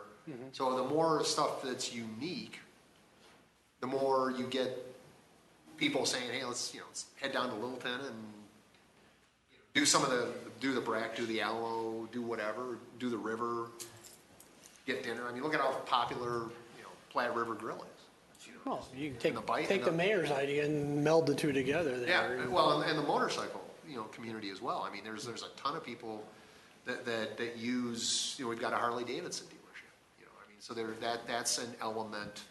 I don't know what you do with that, but I mean, it's another attribute for the community. So, especially that corridor. You mentioned demographics. Let's go there, because Brad did a lot on that. What demographic are we looking for in this corridor? Anything in particular, or? Ones that carry pictures of presidents. I'm sorry, what? Ones that carry pictures of presidents. Greenback. So, I don't care how old they are. Or plastic.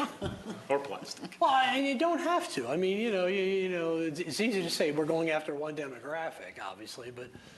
I think you need a mix. Yeah. I think it's got to be a broad. Agreed. That's what makes Yeah. the community strong. You want a diversified portfolio of your community. Absolutely. I mean, that's just. And that's what Debbie's described there. It doesn't limit anybody there. Right. That's bringing people from outside, and that's really what we need.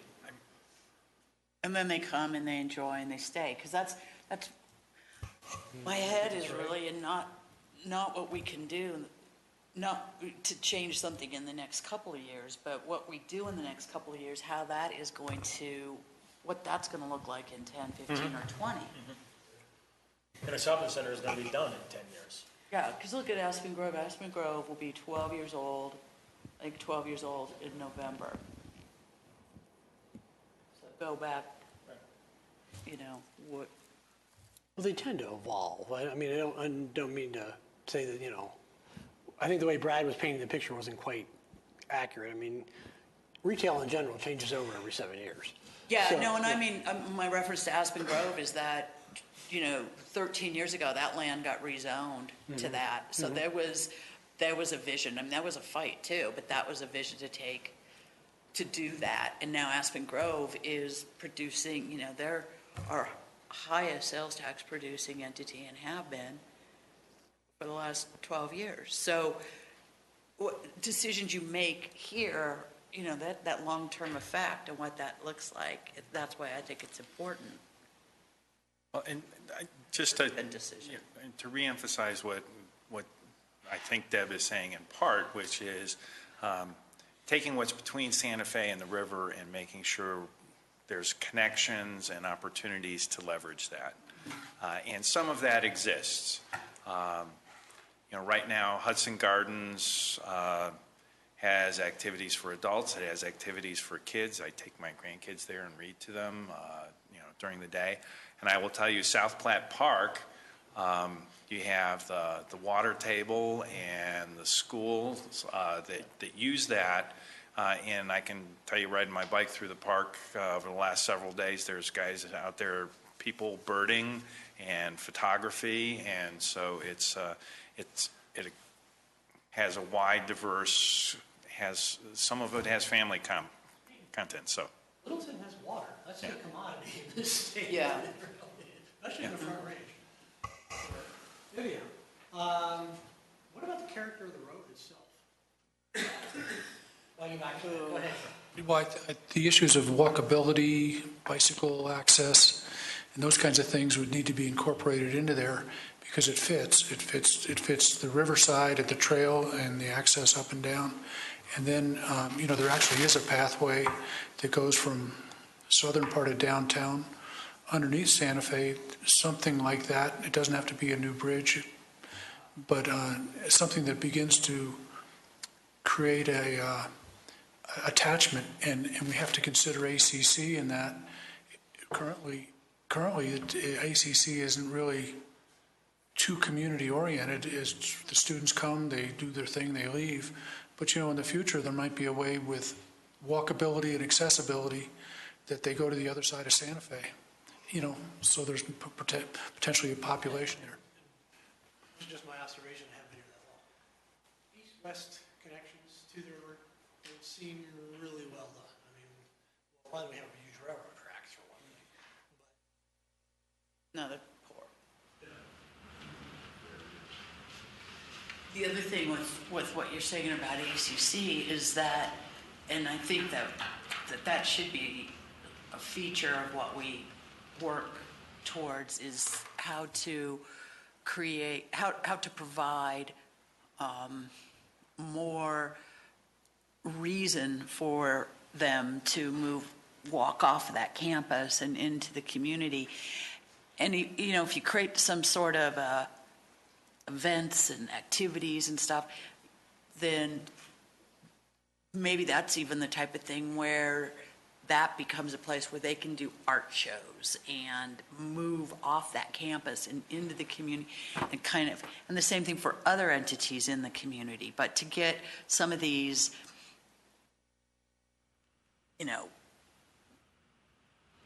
buildings full of people to spread out a little bit would be beneficial.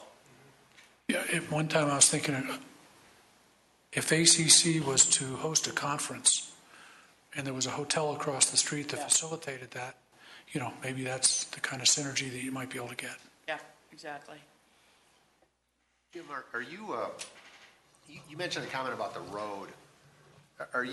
Were you thinking in terms of something, if we're talking about facilitating walkability and bike ped and this kind of stuff, I mean, Santa Fe sort of is a mini freeway. Are you thinking like a frontage road of some sort where you'd have better access to the dining, shopping, entertainment, so forth and so on, and the main people could get off Santa Fe and not have to zip by stuff so fast, or were you going somewhere else with that? Go wherever you want to go with it, but it actually, you could do a number of things here that I see, and granted, I'm not a planner, but the access to all these businesses. Somebody, I think it was Ann Rickard, said the other night, she doesn't live too far away from here, goes into the gravel place, and you have to jump over on the shoulder and kind of went around. Well, there's no control. Right. Here. And so, there's a couple of things you can do, and Glenn, jump in here if you have better ideas, but you can connect things through the back as well. I mean, you don't have to term this from that, but you basically have a connector street that runs along the back of these stores. Okay. do that, rather than having to get out of one parking lot, drive down the street, get into another parking lot, that whole thing. They sort of have that at Aspen. Well, there is a connector street behind some of those, like Hudson Gardens and some of those shops back there down to the seminary. Yeah, stuff like that, so that you don't, if you're only going locally, you don't have to try to fight your way out through the traffic and try to eliminate some of those curb cuts all along the street. Now, that's hard to do. It's hard to do because people love their curb cuts, right? So, almost the only way you can almost do that is to have to wait for a property to come in with a new development plan or redevelop and say, okay, now we want you to access off the back here. And if they consolidate a couple of different parcels together, it's easier to do it that way. Even though we'd like to have people stop who go by on Santa Fe, we really need to keep people going by on Santa Fe too. We can't interfere that. So what you're saying maybe allows two things to happen there pretty well. And so that might be an expectation of the development. I think you're always going to have a lot of people going by on Santa Fe. But also, that's the other question was, what about the road itself? What do we want, any kind of amenities? I mean, it's not the prettiest street in the world here. And we don't have any really, we have the river for bikes and that, but having some amenities along the street wouldn't be a bad, in my opinion. Yeah, but you could do it by having a grass strip with trees and have the road not in the back but in the front, so that you don't have roads getting too close to the river. So you keep that river sense rather than having roads back in there. I was thinking along the lines we were saying with the seminary. Yeah, that's where I have. Right. You mean like a frontage road? Is that what you're talking about, Peggy? Mm-hmm. Yeah, and we struggled with the pedestrian part with Breckenridge Brewery. What do we do with Santa Fe? Should we make them build a sidewalk that doesn't go anywhere on a road that has 50, 60,000 cars? And I think the feeling was, if we get the pedestrians using the path along the river, then perhaps Santa Fe needs to be that vehicle-only type of roadway. It's a tough call either way. So the aesthetics could use a shot in the arm. Absolutely. Yeah, Yes. it could use some curb appeal, because we do have some nicer places along Santa Fe that look good.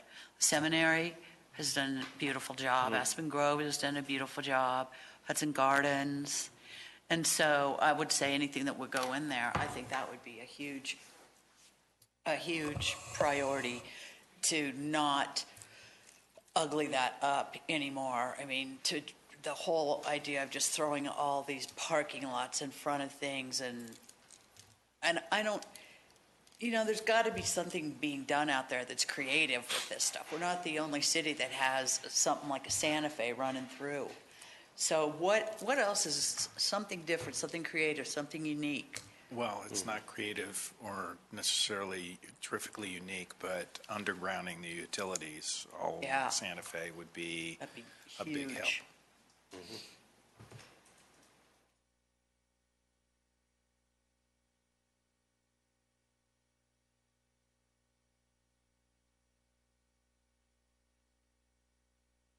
And I think one of the good things we've done is we've slowed traffic on Santa Fe through town. I mean, we've slowed it to 45.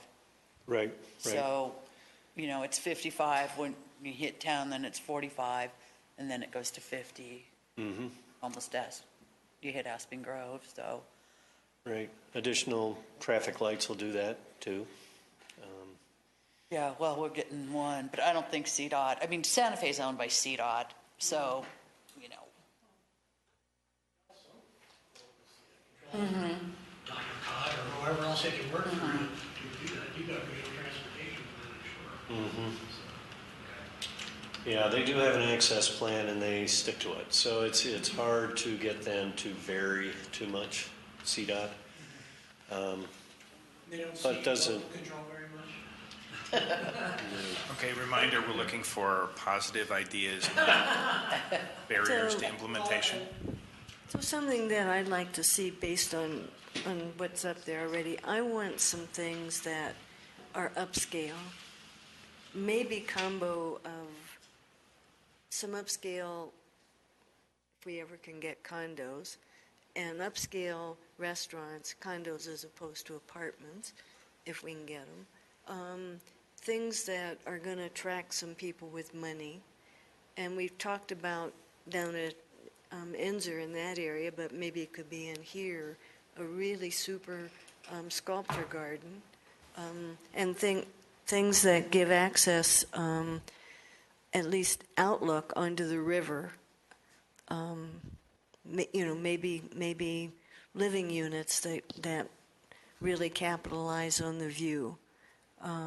Maybe combination building with restaurants on the bottom and some upscale upper floors, whatever, and maybe a few shops.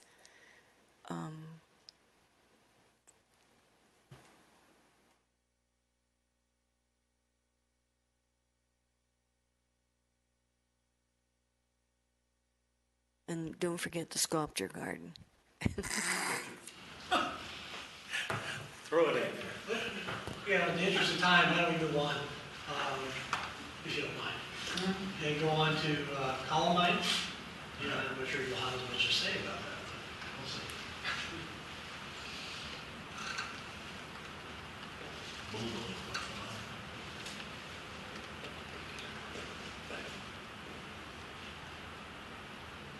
All right, who wants to go first on this one? It was my idea for you to get on it. No, well, I guess when I think of Columbine. You are the city council. That's right, that's right. When I think of Santa Fe, I think things are going to happen there. That's why I was thinking Columbine, for me, is sort of a priority. And I don't know if it's just one owner or what the ownership is over there. And that's going to be the toughest one where developers are going to have the most difficult time, I would think. Whereas Santa Fe has same issues as that as well. The numbers, owners, does that mean the different owners? Those are different lots, Okay, okay? They could be more than, Could be the could be same the similar owner, yeah. ownership. Okay. For instance, that's Home Depot. okay, do you, And several of these lots in here are owned by one entity. okay. So I'm thinking Columbine would be a very difficult area that is least attractive to a developer to come in and do something. And it is probably, at least again to me, is the area that needs it the most. So what do you suggest? I would like to see some emphasis put on that property over there, even more so than the Santa Fe corridor, just because Santa Fe, I think, is going to happen, like whether it's the insert property. I think Breckenridge is going to, that's adding a boost into the arm over there. There could be some other things coming in too that. What would you do on Columbine? Give me a bridge across. Build something. A huge bridge, underground. Let's talk to some folks. To me, it needs to be raised. The property needs to be raised and put together some plan. I don't You're know what. talking about the defunct retail store. Correct. Yeah, okay. Yeah, and that portion really only is what I was thinking of Well, there. what would you put there? I don't know. I haven't given it that much thought, but something needs to happen over there. When you go over there, whether it's the parking lot, the buildings, or whatever, they are just not in good shape. Then on the other hand, then you have a tools, which is booming. And then, a tools is kind of, it's like an Oreo cookie over there. It's on the other side of our tools, then you have the county building, which was a big, ugly parking lot as well. With the exception of a tools, that whole area right over there is just not worth a darn. So what works well with O'Tools? They have a great product. You do? Great product, and they have a captured audience over there that for the most part, people do come from afar to go there, but they have a demographic right there that uses the tools. So we would say you would want to preserve the garden center? Oh, heck, yeah. I wouldn't want to put them in. Everything's on the table here, guys. Yeah, well, yes, I would want to see that to continue to be as successful as ever. So whether that means it's a swap of some sort of property or whatever, whatever that wasn't negative to O'Toole's. In Littleton, yeah. Mm-hmm. That area is a tough area because it's Speak positively. been, it's been so challenged by the shopping center that has seen decline. There was a good school in there for a while that brought some traffic through there, and then that's gone. You know, I think the Home Depot is a great asset over there, that parking lot. It's not that far from Riverside Downs, which is, you know, gathers more and more folks. They just built that King Soopers across the street. It's just, it's a challenge. I don't really know what would be successful in there. Do you see any kind of like a mixed-use project maybe with some housing involved? Could be multifamily or mixed with some commercial retail? I mean, the Yeah, I part think that I think that might work in that and would have some positive elements is what I'll call a mini Belmar, where you're going to have local streets with on-street parking that's within that kind of an area. It has an opportunity for, again, some aspects of restaurants, possibly business offices, but it has possibly some residential in there. Not necessarily a huge amount, but would have that. And the reason why I say mini Belmar, because the thought was originally that Belmar was going to attract young folks in the residential side, and it's done just the opposite. It's become a place for folks that have retired, and Like it's second become homes. and because then it has walkable components with regard all the services, hairdressers and restaurants, as well as mini grocery store. So you're all neighborhood serving retail, is that what that kind of thing? There's been a certain amount that's been taken out on the Englewood side when they expanded King Soopers. Some of those mom and pops stores went away. There might be a limited market for that sort of use, which is what you'd want in kind of a mixed-use development. You'd want something that'd be walkable and interesting and Or a easy to mini live in. Elitches, the old Elitch squares. When you look at it, it doesn't look like there's a lot of There's an office building Parks.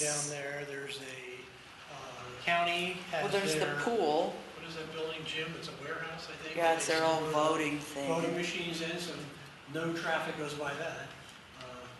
There's actually, there's a fair amount of recreational stuff over there. Okay. You do have Barlow, well, you got the pool, but down the street, you've got the golf course. Yeah. And the tennis bubble, you've got, You're not that far Nearby. from Southlock, or from no, the yeah, you're trail. close to the river, you've got a ball field over there. So, Yeah, maybe that would be, no, mixed use seems to make just a lot of Bellevue. sense. And Bellevue's really, No, I think the yeah. mixed use to me is not a bad play. I kind of like Phil's idea, just because you've got again, the restaurant, some element of shopping, some element of entertainment, but you've got a lot of recreational amenities. You're close to Santa Fe, you're not that far from downtown. The right mix and the reconfiguration of those properties is sort of the key. I sort of agree with Jerry. I love O'Toole's, but I think it's got to get moved into an area where it's still going to have access, but that the internal configuration of that property is just, you can't just take buildings down and leave the streets the way they are. You've got to reorient the whole thing. Well, that's why I went down to use, because it sounds like you want that, maybe not necessarily right there. You're flexible on that, yeah. Something. Connectivity to the river, is that what I heard?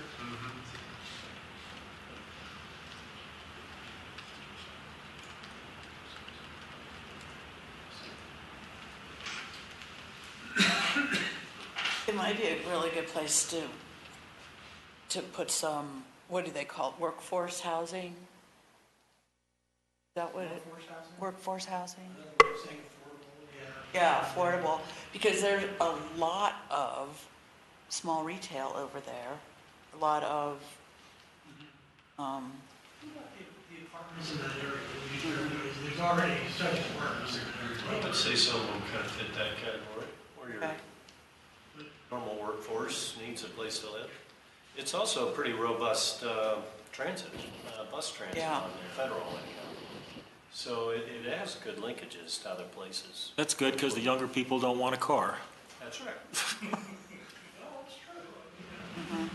And council, I'm going to propose we close off at 9:30, so if we wanted to go elsewhere on Santa Fe or continue on Columbine, but gives us a bit of an ending time for tonight. Any objections? Okay, so that gives us about another half hour, Jim. And we're talking two different critters totally up there. Oh, yeah. Yeah, and this is fine for tonight, if we want to just stop here. We can come back and do this for the other two later. I don't know how much energy you guys have for this. Well, the part we didn't necessarily hit was, and I don't know if it's separate, but the south end of Santa Fe piece, and I didn't Some know. of these I was thinking just for the whole corridor. Okay. Walkability, connections to the river, frontage, but if you want to get specific, we can do that. Because with some of that, you have a real presence of the major intersection being Mineral and Santa Fe, with some issues there. You have the light rail station that's imminent on that and present, and if folks had some other thoughts or ideas around that. Let's talk about that. Let's talk about the RTD situation. Right. I know there was just the ULI panel that did theirs, I'm sure. So, we'll talk about that one over here. When's that Dr. Cox study going to be done? What's that? The Dr. Cox study? When's that going to be done? Because they're doing that on that area too. You're talking about what we have funding for? Yeah. Yeah, we had to move the two. We had actually downtown, and we moved the mineral station up. And that requires using federal dollars, and so we're putting together that RFP. But there's a lot of strings that kind of come with that money, so it's taken longer, but I hope we start that this year. Maybe we can save some money on air conditioning if we turn it down a little bit or something. What is the temperature in this room, about 60? But I digress.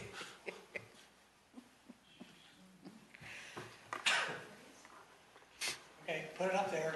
You started this. Well, I mean, the one thing that I'm pretty sure, at least I'd like to see, is where the station is on the north side of Mineral, and actually happens to be on the east side of Santa Fe. We're not going to change its orientation relative to Santa Fe, but something that connects the south property in a way where it's an easy cross. Now, whether that's by bridge or who knows if there's ever an underpass underneath Mineral at some point in time, but there needs to be a connectedness between the south side and the north side of Mineral at that point.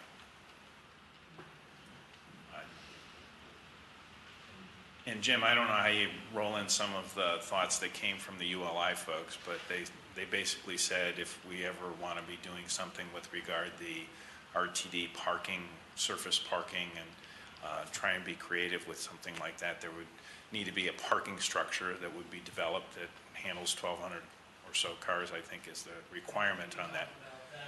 Wrapping the structure with, And so, housing some element of parking structure to replace the 1,200 frees up ground footage, square footage, no matter what else, no matter what the configuration is, there would need to be some element of that parking structure. It means getting rid of that dirt parking lot, I'm all for it. In lieu of, yes. So what do you want to use that parking area for?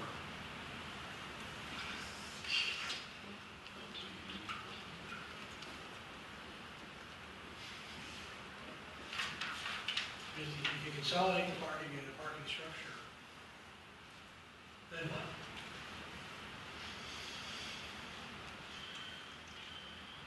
I'll leave it to other folks to talk about. I mean, I have an idea, but I'll go that far. Sure, Bruce. Retail center, we got Aspen Grove right next door. Well, just one observation, that RTD was willing to allow a different configuration of parking than exists there now, as long as the number of spaces was the same. That could potentially mean some RTD parking on the south side of Mineral, for instance, if you had a bridge going across. Even though they, so that would be part of the whole deal. You'd have to find the parking spaces, et cetera. But that allows maybe some more creative use of the intersection and what fronts the intersection. The other thought I had was, that's one of those places in town, we have hundreds of thousands of dollars houses just up the hill. We have townhouses up the hill. We have apartments across the way. We've got a real urban mix for a TOD type circumstance there, that maybe that kind of thinking to that, all four corners of that, might have some value for whatever we do there. And so, for instance, like I said earlier to the other speaker, if you have a grocery store there, just to pick an item, besides a 7-Eleven, you could have a walkability circumstance that's just totally TOD oriented. But without a grocery store, for instance, it isn't going to happen.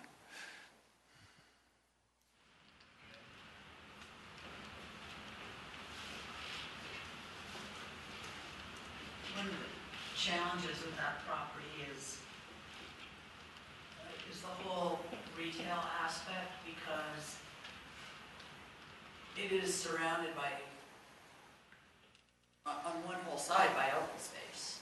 And so when these retailers are looking at rooftops and trying to make a decision about whether they're going to put their store there or whatever, they look at that and they see that almost 900 acres of open space there. Their catchment area is way bigger. Well, that's part of the 5 mile problem. radius. That's part of the struggle we've had over there. And Aspen Grove has been good in so much as they've kind of broken some of those rules and put some retail there, been successful. When you really look at the map, there's right there, that whole TOD thing, we've said it before, it's just not being used that way. And so having that whole, really just residential, I think that we need a lot more residential over there.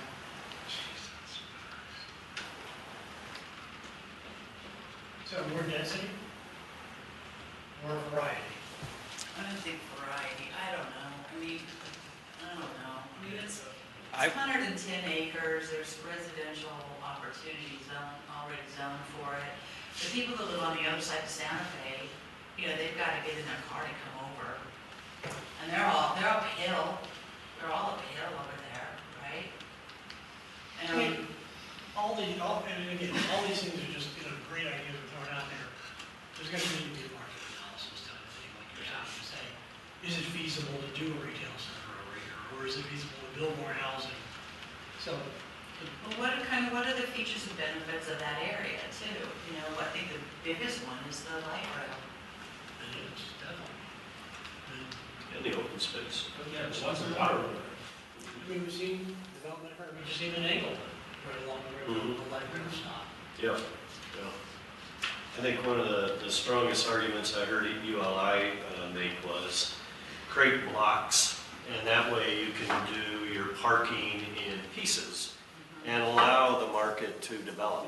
Because, I think their feeling was today there wasn't a big retail market. So that was a restriction. But if you look at developing this at like a normal city block, which would be 330 feet, there's your opportunity to build some structured parking, maybe develop one parcel, and then as time goes on, your market matures and you might have other opportunities.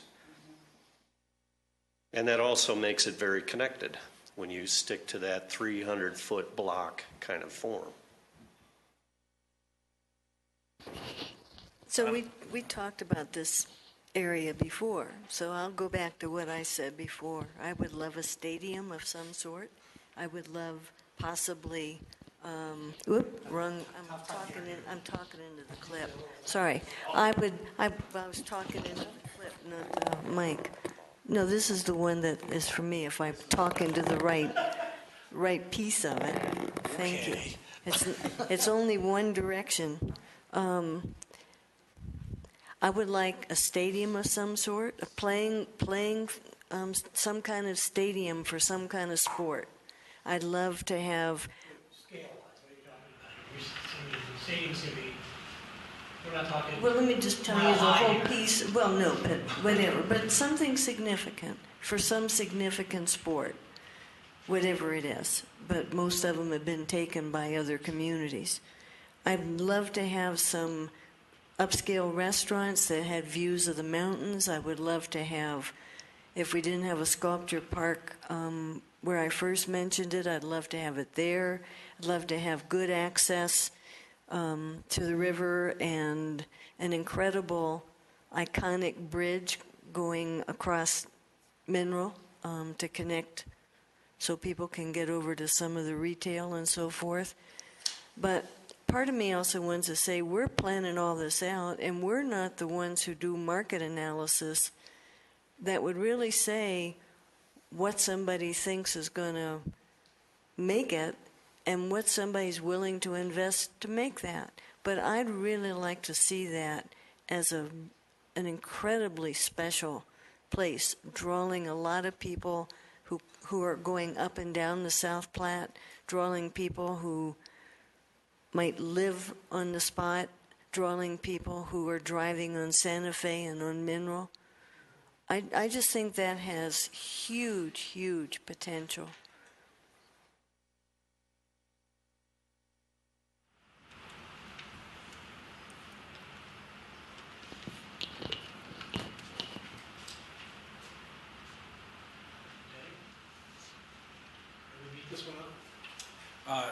The only other concept that I would throw in is something that has activities that can be there for folks as they leave the light rail, that's going to hold them instead of just in their car and head home. So like a 7-Eleven. Jack in the Box. Maybe something like that. I'm kidding. What do you? Right. And in addition to some of the aspects of commercial that might support some of that, is we don't at the moment have what I could refer to as a office space. And if there ever could be a market piece that would have some opportunity for an entrepreneurial development center or something of that nature that has office space with the technology to blend with that, that might be, if there's some of those daytime pieces of enough restaurants that could work for that kind of approach. I don't know if when it's entrepreneur, upscale restaurant might fit or might not fit, but that would have some elements of the ability to capture folks so that when they're at their stage 2 business, they can actually get something going.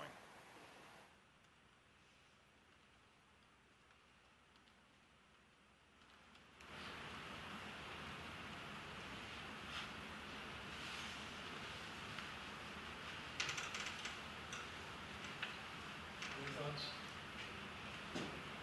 Should I beat you up? You're ready to go home. Okay. Well, thanks. Thank you, Jim. Yeah, we can write these all down. I'm ready to talk about the look forward. And, if we get projects that come in, we've got some ideas to throw out. Appreciate you doing this. Just an exercise. That's what we've got some marketing. And for council, just a quick reminder, Stallman and Cole at the coffee on the 21st, right? That's going to be a morning coffee, and the location is at Jake's. Is that like 7 to 9 a.m.? And then for council, on your future calendars, remember to put the Trailmark Meet, Eat, and Greet that's on August 26th. That's 4 to 6 out there, and we do have a council meeting that evening following that, a study session. So those are reminders to council. And any other comments? Other than that, we're adjourned. Thank you all.